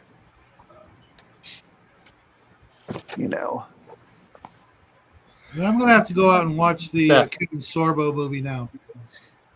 Mm-hmm. The Kevin Sorbo movie's pretty good. It's campy, but it's pretty good. Does it come across as like just another episode of Hercules, or no? Okay, not really. That's good then. I remember when it's close, but it's darker. If it were, it would be like the darkest episode of Hercules ever. Okay. A lot of Snake Men or no? I don't remember there being any Snake Men. See, that would kill it for me. Yeah. And see, that was the problem that I had with the. In fact, they actually use Volca as a good god. I thought he was. Yeah. I thought that maybe was called the snake god was Volca. Maybe. I recognize the name at any rate. Yeah. Which is the it's a fun watch. Which of course they based a lot of this off of Conan, for the Dungeon Crawl Classics. That's from the Kickstarter now. But this was the Dark Tower was the Judges Guild module, which included the Shrine of Mitra and stuff like that in there. And it takes a lot of it takes a lot of stuff from Conan and Howard, and then I assume that all the comics, all the derivatives from it as well. But it's fun to read. It's to me it is it is low level D&D. Just saying, if you can't mine these two stories for situational things in your fantasy-esque games, find a place with padded rooms. You know what? If you can't find it, then what you need to do is you need to just buy a normal WotC module that's on a railroad that tells you what to do. And you'll still have trouble following the instructions because you're slow. Right. You're slow. Yeah, this was classic D&D sword and sorcery to a T. And it wasn't as swords and sandals ish either. It didn't come across that way. it with the description of the armor and everything else. It had its own feel aesthetically. I could see this not looking like every other kind of architectural style everywhere else you see in movies. Especially D&D movies where you can clearly recognize. You get that with the Sorbo film too. It's got like its own look to it compared to the Conan movies, or any D&D movie where it looks like medieval Europe. You should be able to. Well, see, I always view this as being more based off of Rome or Greece. Certainly, but it didn't. Yeah. It didn't use language and nomenclature to really hammer that home. You know what I mean? Yeah. It left it to the imagination, which it should. You know what I mean? When someone describes a Tudor style house in their D&D game, I want to slap them. It's like, you didn't need that word. You could have just said anything else, left it up to me, and now I'm just on an alternate Earth because you said that particular word. You know what I mean? Yeah. That's part of the fun of it. There's certain things as a GM you have to describe intricately, but there's something to be said about leaving it up to the imagination of the players, because their imagination is going to be far better than your description in a lot of cases. If I tell you that you see an 8-foot tall gold Anubis statue with a sword in its right hand, okay, that's fine. But guess what? There are different versions of Anubis, and each of us will have our own viewpoint for that, unless I'm showing them pictures. Mm-hmm. They're not, it's like, I wouldn't use the word Anubis, though. I would just describe a jackal-headed humanoid and leave it up to them. You know what I mean? The only thing you should Anubis is a lot of times people are more familiar with that than just like, the jackal. The jackal? Yeah. Otherwise, I might as well just call him a dog, That works too. Oh, that way it's even more of a common denominator. I was listening to someone talk about how orcs are problematic. I went, that's because orcs changed from being the pig face things they were in first edition, which no one would ever assume was anything like a human being, to what they now, which is they made them into a World of Warcraft view of orcs. Yeah, I hate the whole green skin take on orcs. I always have. I've always pictured them as something else, gray, or even the blue from the early Tolkien cartoon of The Hobbit, something like that. Just something completely. I always pictured them having ruddy brown skin with slight ash tinge to it, but that's just me. No.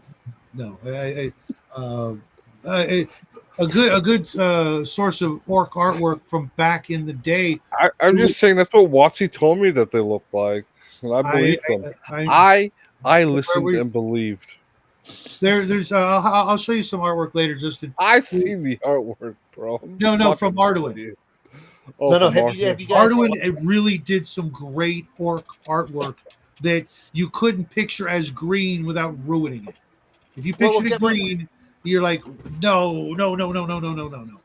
Well, what gets me about the whole thing is, it's people like, well, it's like this. It's like, no, you were looking for clickbait for number one, and number two is none of us that grew up in that era. The problem was that in the 90s, like basically about when third edition came out, I will stop you because that narrative was in academia in the 90s. Mm-hmm.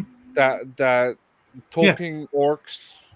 Yeah. But D&D orcs were not that way. Is my point. But but it's just expanded from there, right? Right. That's probably and I could see it easily, even in the 70s. I could see out there was a group of gamers that made that inference easily. But you know what? That's just people being shitty. But here's what it comes down to: is if you actually look at the orc and the way they're described in the monster manual, it tells you what they look like, which is they're basically human. They're humans with pig faces. You're like, oh, okay. And you look at Orcus. You're like, all right. So Orcus would have, they'd be similar to that. We used to have a public access TV show called Defying Gravity. And when they first started that show, like it was all about talking about geek culture back in like 1992. Okay. It started, I think, in the late 80s or whatever. And in the first season, the network tried to push like highfalutin stuff on the creation of the show. And one of the guests they had was a college professor, like she was a black woman working at like UFT or something like that. And she did a whole thing about how orcs in fantasy are all representations of black people. That was late 80s, early 90s. And it was like that stuff has been around a lot longer than we're all Well, but willing I'm saying, to but I am. What I'm admit. saying is that if you actually look at where D&D went, third edition Yes. versus second edition and first edition, is the orcs changed basically from, being It's followed March World of the Warcraft. Institutions, bro. It's March of the Institutions. Well, no, it was based off of World of Warcraft, where they were supposed to do. If you look at their orcs, the orcs that are based off of Warhammer, because Warcraft was supposed to be the real-time strategy game of Warhammer, and Games Workshop rejected it, and so they created their own thing. And those orcs were all green anyway, and they were sexless. I'm like, so, and if you all look at it, we all kind of think of them as soccer hooligans who were green. So I don't know where in the world makes them Irish. They were probably an Irish soccer team. Yeah. But I mean, if you look at it, it's like whenever you hear them, you're like, okay, we'll have to ask Yo Geek at some point. So, which area? Be my guest. You have that conversation with him. Oh, I have no problems asking him because he'll answer it. That's so cool because he knows the accents. Which part of England would orcs come from based off their accent? Because they all Germany talk the same way. Just like all dwarves are Scottish.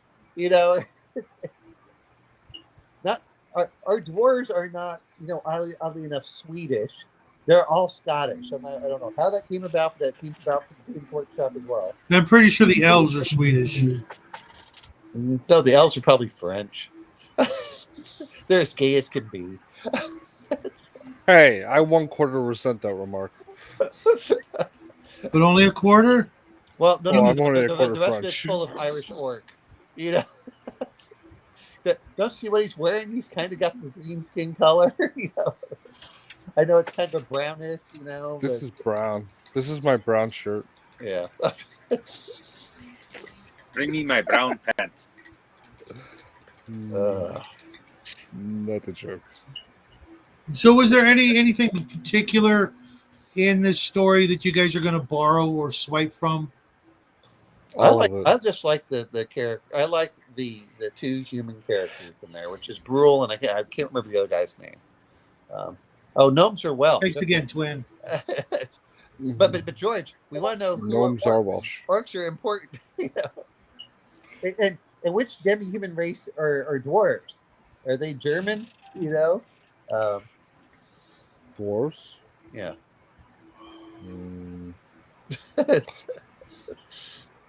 I mean, everyone talks about Scottish, but I'm trying to think. I think I've also heard them used as wait a minute! Didn't in the cartoon the Rankin Bass?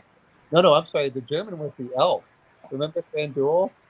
Yes, the Wood Elves. The Wood Elves were definitely. That was definitely a German or Transylvanian accent. I could never figure out which German. one. That was German. I was like, oh, okay. Sure. The more I think about it, the more I think Transylvanian. That's called Romanian. Just saying. I mean, if you're going to Transylvania is the cooler name. That full Dracula sounding, Wood Elf. Just saying. It technically was its own country at one time. TCG, and they were the leaders of the Federation that federated to create Romania. They led that. TCG, what are you going to swipe from this experience? I'm thinking the stolen crystal serpent. Serpent crystal. The old. That's a good one. The picked. I loved how he just like. I'll show basically the picked king goes, yeah, I'm going to show you something that puts me in an absolute vulnerable position. But on the same hand, you and I both know you can't actually use it against him without causing you problems. I just loved that damned if you do, damned if you don't situation. Well, there was a certain players level should be of in that trust in situation there, more which is what I often. like. Yeah, all that too. You know, the level of trust was because the other part is he sent Gruul in there, and if he wanted to kill Kull, Gruul probably could have killed Kull in his sleep. Easy. It was. But it was like, look, you help us against them, and we'll help you, protect your kingdom from them. So that's what you would take, Omen? I'll take the Pit King and the and Gruul from it more than anything else. Yeah, they were great characters. Because I kind of like having a king that's likable, but also making him, Degenerate. Well, I mean, come on, he's the Han Solo type character, except fatter and older. Who? The Picked King? Yes. I Yeah, mean, he really is. He's kind of that, it's like, oh, okay. He's not Jabba the Hutt, which would make him really, unlikable. I had that one moment where the one guy was like, I'm an international sort of guy, and I was like, I had to set aside my modern connotations for a minute, because it's like the wording had different meaning Right. back then than it does now. And I think that's the problem that we have nowadays is too many people want to superimpose modern day outlooks on things that are from different times. Like if you don't understand, the I'm talking about verisimilitude. Verisimilitude, Yeah. You have the word that shall never be spoken by a sane man. but it has to feel real enough. That's what gets me. The world just has to feel real enough. It doesn't have. You want it different from our world, but you want it to be plausible enough that the players don't completely say, "All right, I just give up. I'm done. I can't do this."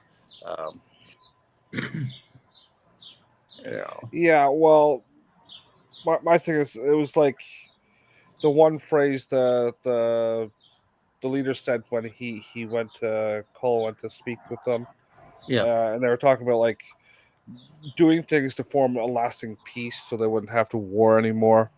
It's like, you think of me as a savage, but I am in fact a worldly international man who was like, back then you would say something like that for being educated and knowing things from different places, or at least striving to learn about other people's and finding good trade and relations and whatnot. Now it means crushing all of humanity into poverty so some elitists can gain another fucking cent of cred. I don't know. Whenever I hear a worldly man, is all I can think of is 007. And that guy come off of it as that way.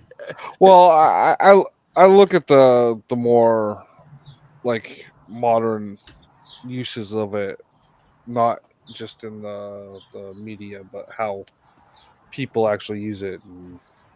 I don't know, because the problem is that most of the people I've ever dealt with have done world traveling on multiple continents and have worked in multiple.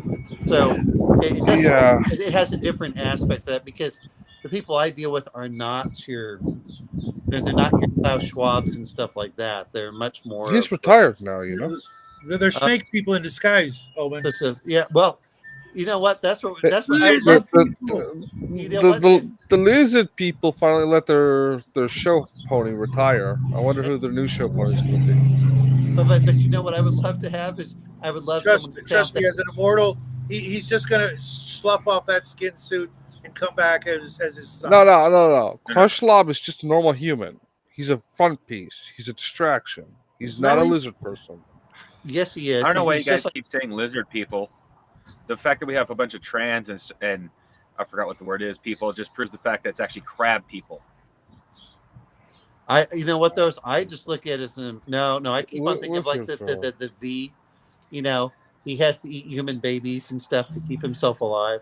You know, no, we just need to make sure that wouldn't it be so cool if they came out there and we all started chanting "Ka Namanada," whatever the phrase is in front of them. You can't say that. You're a fucking lizard person.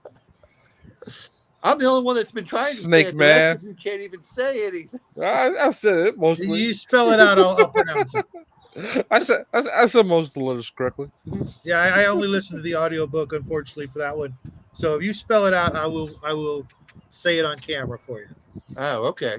If you want me to spell it out, I can do that. I when you practice. Yeah. They live. Yep. Nice, George. For me, I'm not going to tell you guys what I'm going to take from this because two of you are in my regular game, and I'm not. Ooh, we're fighting lizard people.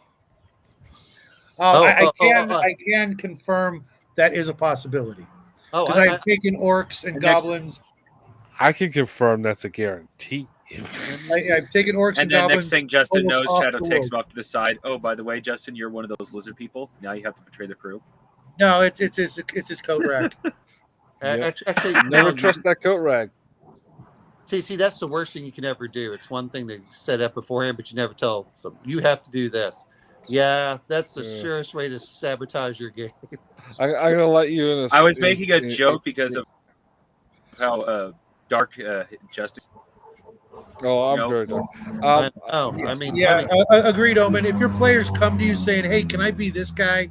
but secretly I'm that guy. I'm a dude playing another dude, then awesome. But if you have to foist it onto your player, unless you're playing Amber, of course, it's. I'm secretly a dude playing one dude that's actually playing two dudes. Well, that's only because you ate them. No. That wasn't very nice. We know Justin's so what he ate. Cake. Not people. Hey, you don't know what kind of cake it is. That's true. And you might be a big fan of Portal. Caltron, Neutron.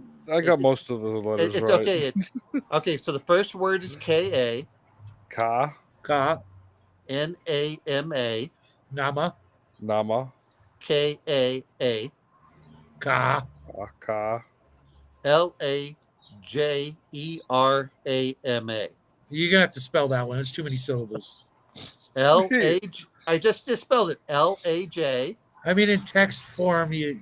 I have to spell. I'm like, I just spelled it for you. No, you're gonna have to spell that one. Lajerama. That's Lajerama. Yeah. So Kanamaka Lajerama. Namaka Lajarama. That's gonna be the name of the next. I'm giving up. I'm just being a lizard person. That's gonna be the name of the next floozy in the next port town you meet. Oh, you know what? I'm all for that. I'm gonna stab her. No, that's not her name. That's the name of what she's got. Nice. You're gonna go to the cleric afterward, and I'm afraid you've got college. Oh man, I'm glad I had you on the show. You've got llama's disease. What does that mean, sir? It means that a snake has penetrated you in certain bad ways. And you will become a llama.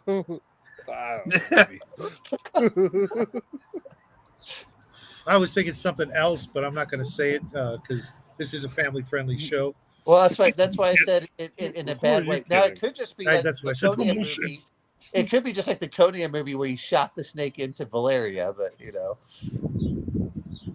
which actually, to be honest, I still love that. Shot the snake into Valeria. Is that a euphemism?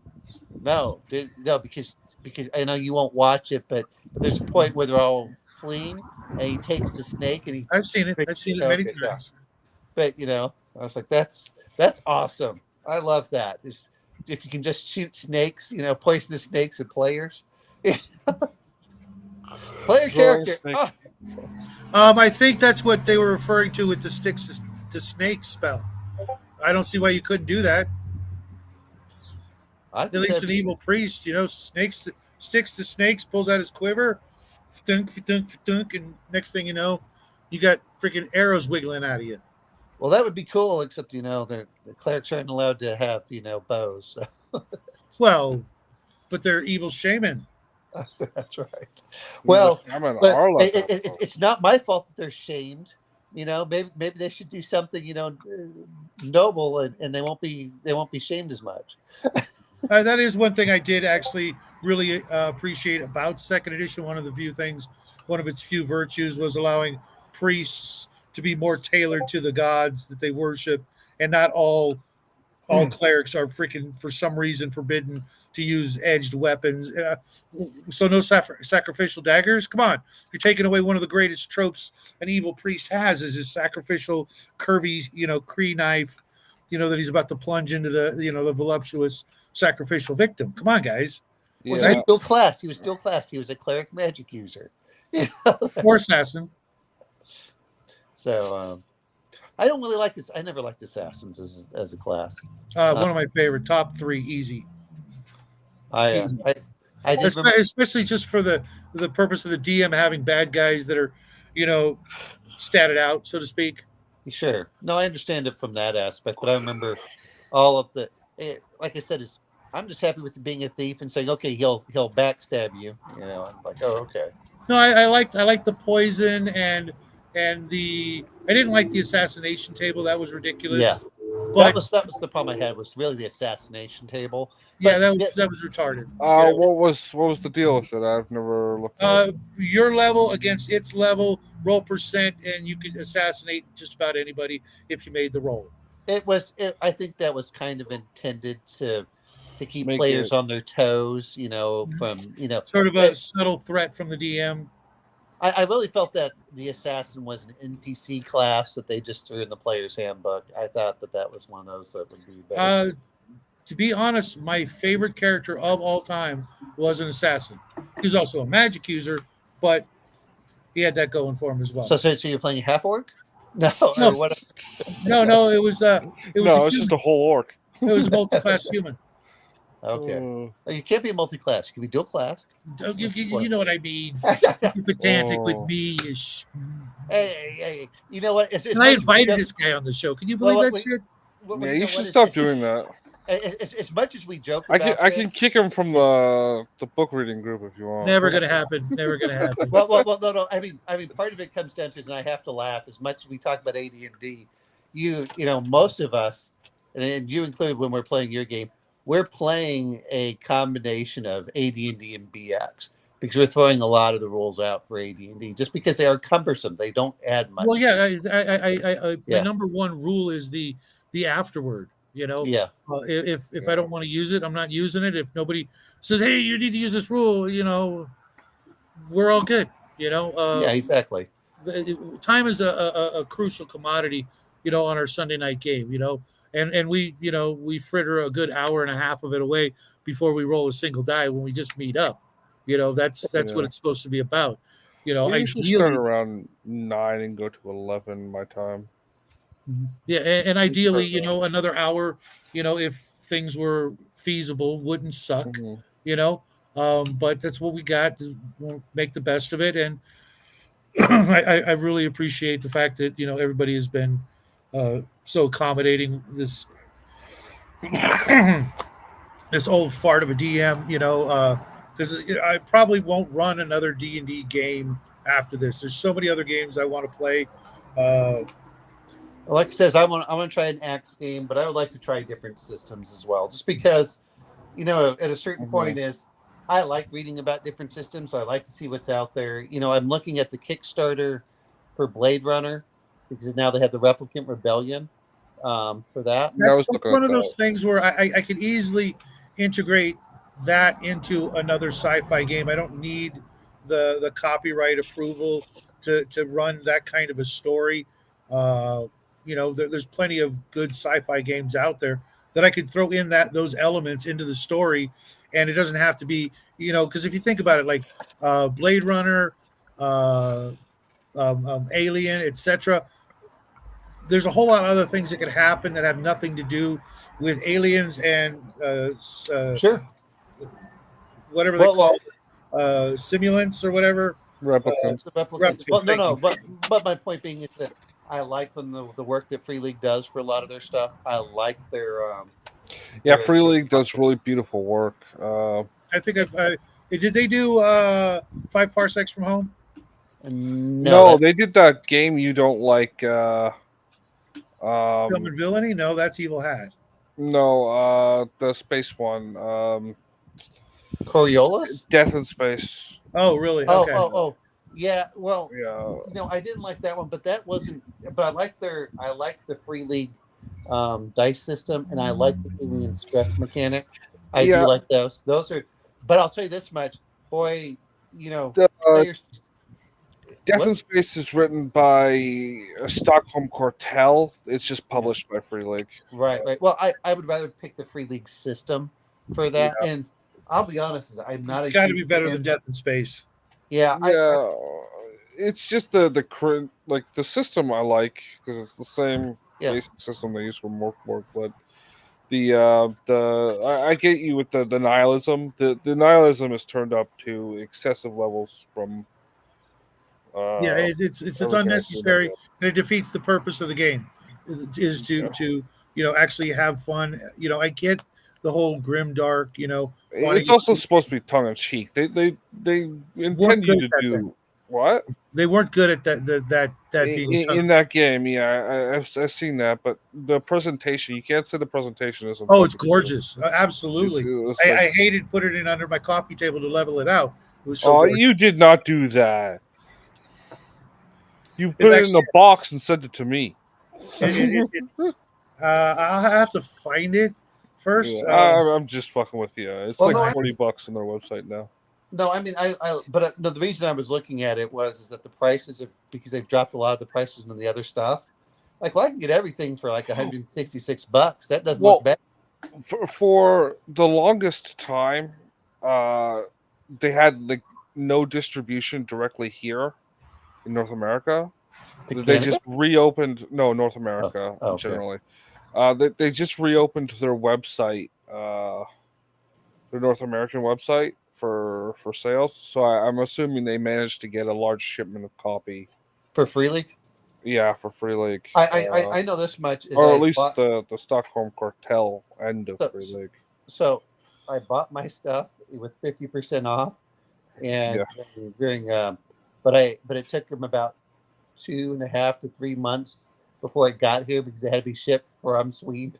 So yeah, well, like the game I was just mentioning with Shadow there, Death in Space. For the longest time, it was like $65-$70. And they just relaunched their website on. It just popped up on the Morkborg subreddit. Okay. And it's down to 40 now. Now some of it is I know Modifius will sometimes sell the stuff from Free League. Okay, so they might be using Modifius as a printing house or something. No. They use the same printer in Lithuania, but what I'm saying is that they may be shipping their books with the Modifius stuff and just going through their website to sell. No, it's they have their own. Like it's like they had a website, they shut it down because of shipping problems. Yeah. Well, there was problems with Fun Again Logistics, which I had problems with for my Conan. Fun Again Logistics had issues with all sorts of stuff. But what I'm referring to is that Modifius has a warehouse in the U.S. and Modifius has been selling Free League stuff on their website for probably a good half decade. So I'm thinking what they may be doing is, hey, Modifius, can we use your warehouse? And that would make sense. Maybe they have like a good partnership with them. Sure. And as a subcontractor or whatever. Yeah. So I mean that they've done some of that, but which makes sense. But like I said, I like the Free League. I like dice pool systems. I do. I like them better than using just regular D20s. Well, you have the largest dice collection of anyone I've ever met, so it's not really a surprise. That's right. Well, I have the largest dice collection because I guess the number of dice and Goodman Games gave me 18 sets of 14 dice each. Let alone the 2 pounds of dice I bought as well. Let alone on top of the stuff that DM James has now given me for all the Star Wars stuff for their dice system. I was just yelling at someone on some thing about like they were hawking this like standard set of dice, and it was like $16 for the set of dice or $15. And it's like, what the fuck are you doing selling? Like they weren't even like high quality crisp edge dice or anything like that. Just like normal. You know what? I'm gonna disagree with RPG Grandma. I believe that until I got enough. That was, Yeah, I don't know. I've got 20. Well, actually, I got a little bit more because I picked these up. I don't know. I think you guys have seen these. Yeah, It's a cube with 3 of the tiniest little D6s in it, so you Okay. can't lose them.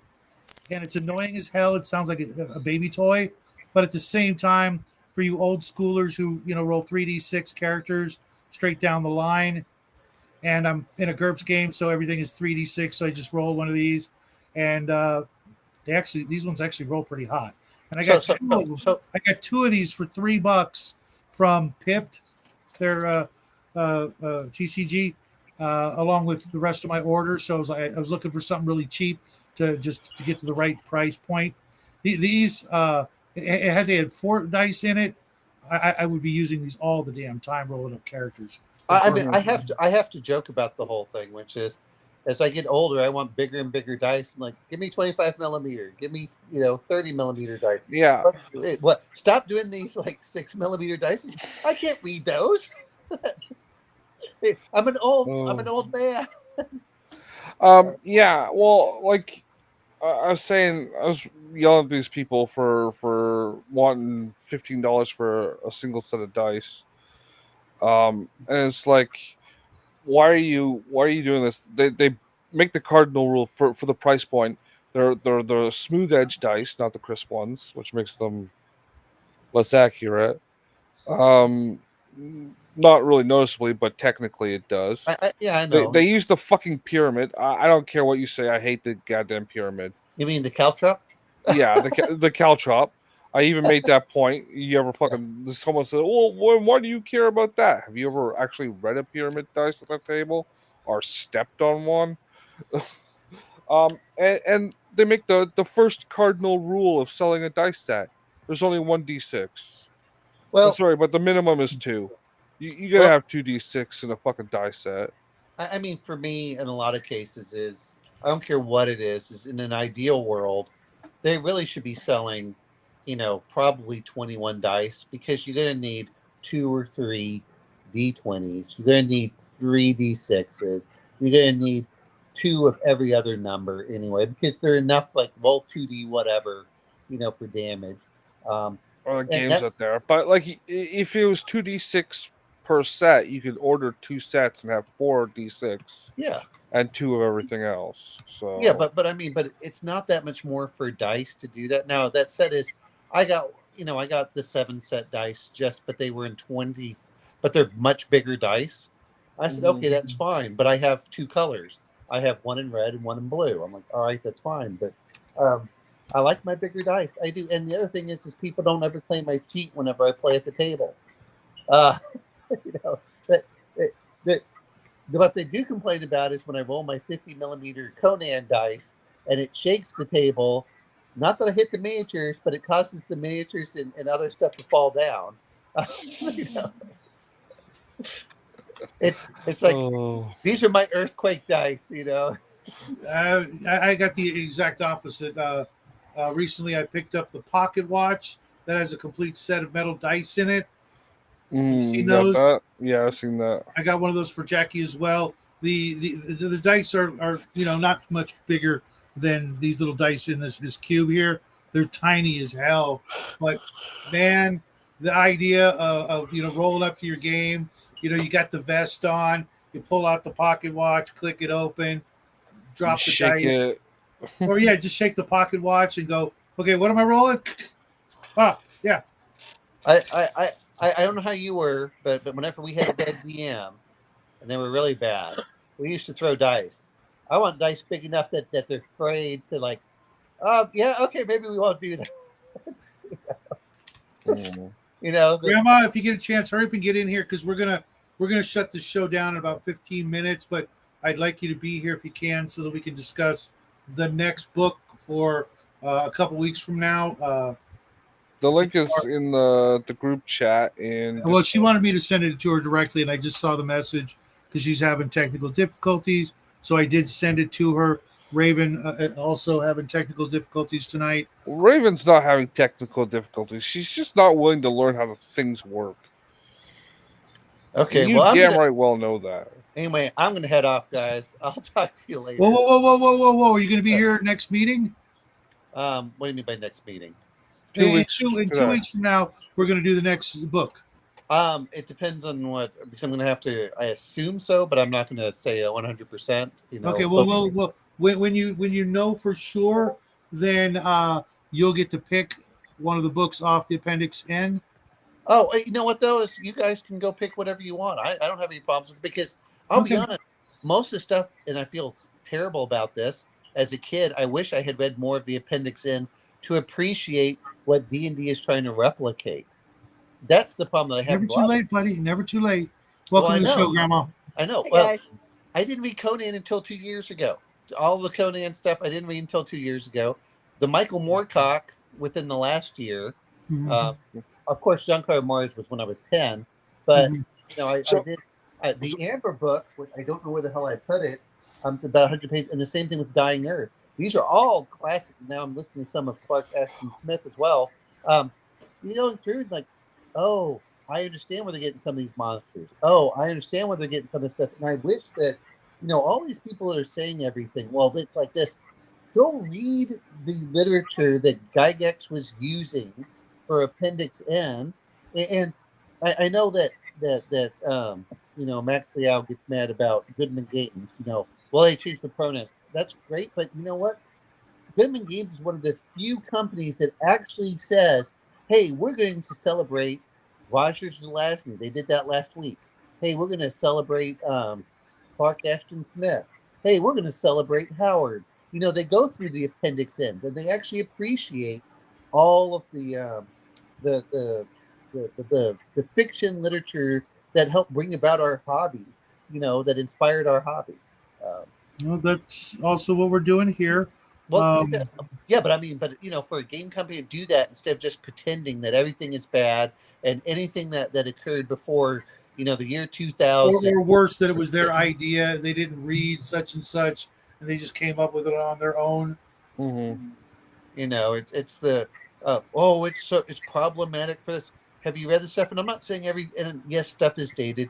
Yes, some stuff is like, yeah, that might not fly with you know, the current culture. But at least you understand what's there. That's somehow like ignoring Shakespeare. Just because Shakespeare's, what is he, 500 years old or 400 years old at this point? Nobody knows.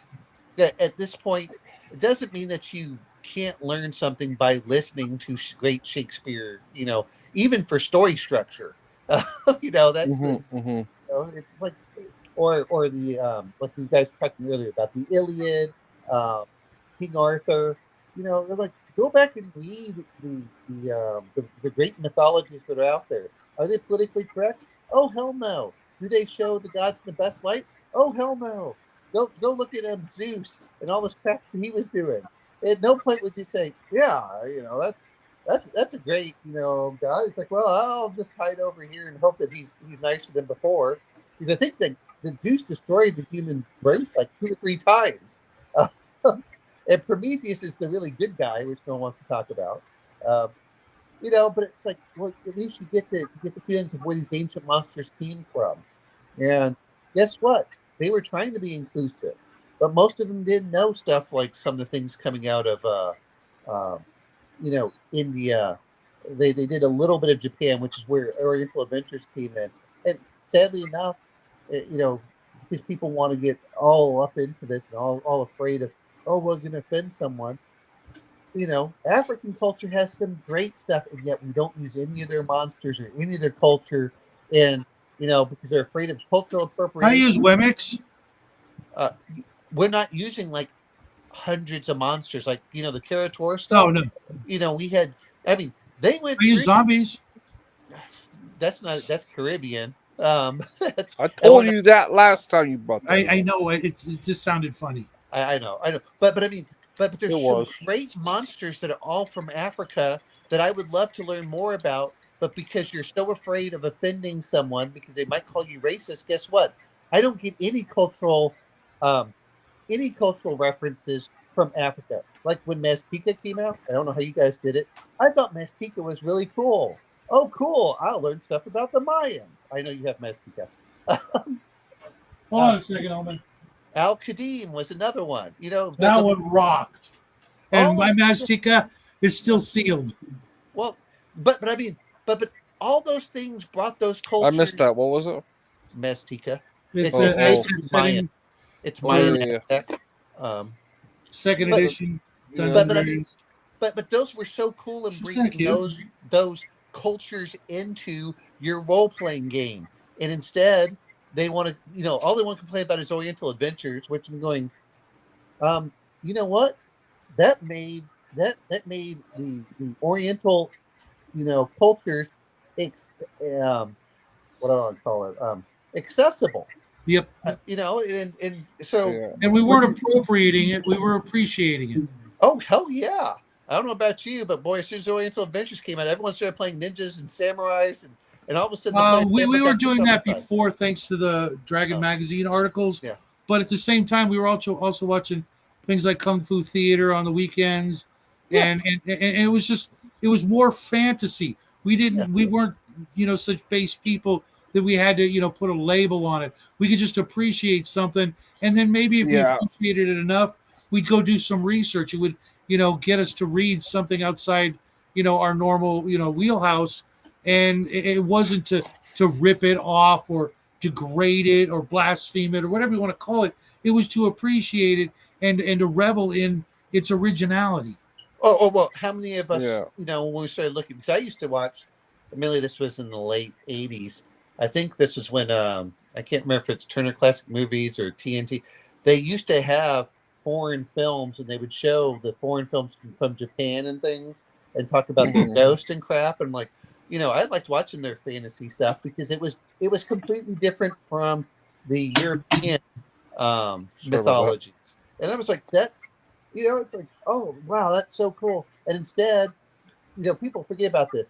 Oh, if your culture isn't worth appropriating, you're saying your culture is crap. I mean, I hate saying that, but that's the absolute truth. Flattery is the sincerest form of, I'm sorry, what's it? Imitation is the sincerest form of flattery. Yep. No, flattery is the serious form of imitation. Anyway.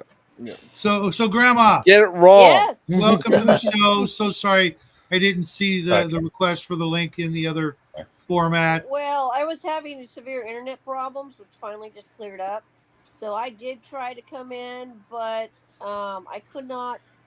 I could not stay in the room. The system kept collapsing here that I was trying to use. So That's Well, all. to make it up for you, Grandma, we're gonna let you pick the next book from the Appendix N. okay, Appendix N.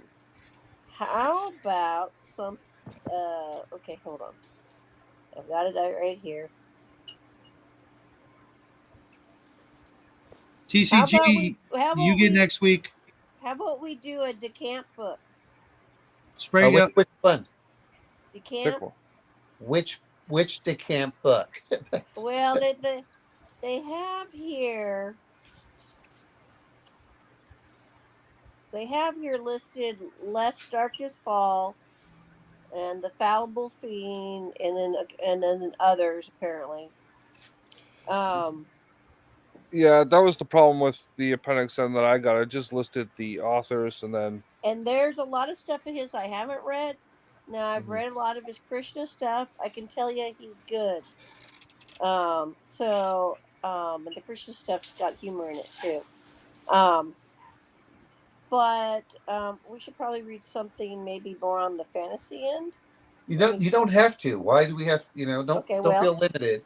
Well, I Yeah. would recommend suggesting something you're familiar with and is good. Yes. Okay. Other than All that, right. The hey, I was stacks- never given those limitations. Yeah. Well, you chose The wisely. Hand of Z from 1963. That would be one of the Krishna books, which is Krishna's a planetary system. So that's more on your sci-fi end, but it's a sword. It's a sword planet. Okay. Okay. That was from 1963. Swords and starships. Yeah, and swords and starships. Yeah, and that one's a good That sounds one. fun. And then the other one I would suggest is actually from the 80s. And let me find it here. Well, we're only going to do one, so whichever I'm one giving you you a choose. choice. No, it's your choice. It's your choice. Well, I'm bouncing them off. The Unbeheaded King. Just pick one. Okay. Let's go with Unbeheaded King is more D&D-ish, but I think you guys might get a kick out of The Hand of Z from 1963. Okay, type it out for me somewhere, whether it's here or.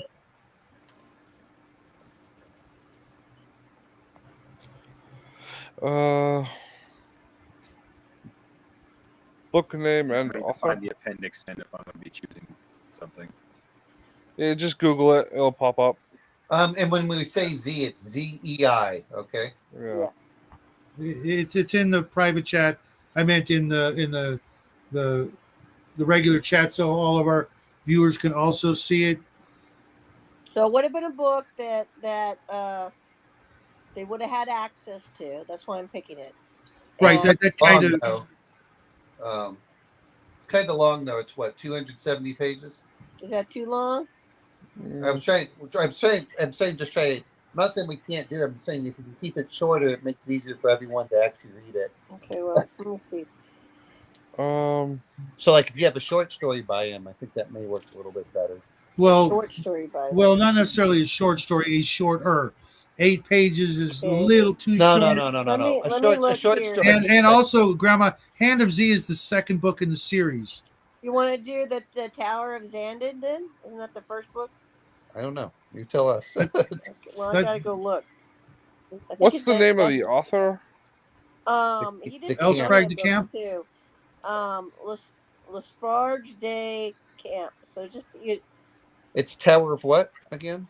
I think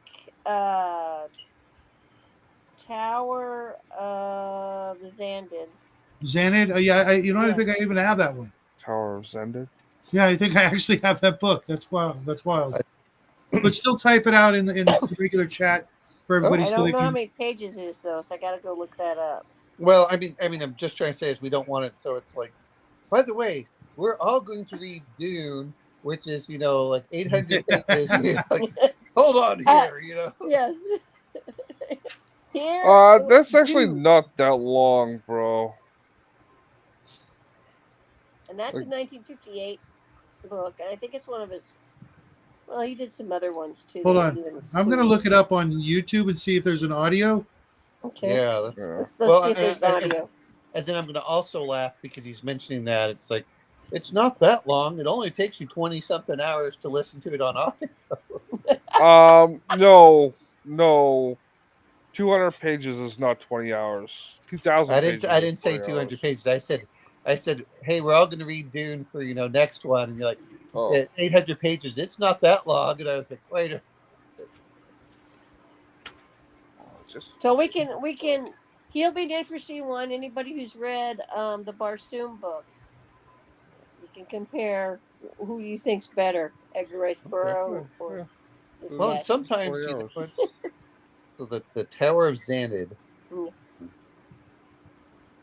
Yeah, I'm not seeing a audiobook on YouTube, but that's not going to stop. I'm not seeing it. I'm not seeing it on Audible. You might not have an audiobook then. Let me see what I can find for the author. Because I know I actually have the paperback, so I'll have no problem reading it the old-fashioned way, which shouldn't be difficult. But if it is I want other people to be able to read it too. So let's see here. He wrote some Conan stuff. Go ahead, TCG. I had a question. This is definitely for when we run out of Appendix N books. That'll be a while. Oh yeah, but I guess it would be at this point a YouTube series that's told like a book. Count for this? I don't really have a huge problem with that. If We could you know, do we could you do know, a Conan book of his. if by the time we're done, viewing it, it's helped us in some small way or some great way to be better GMs or better players. I'm all for it.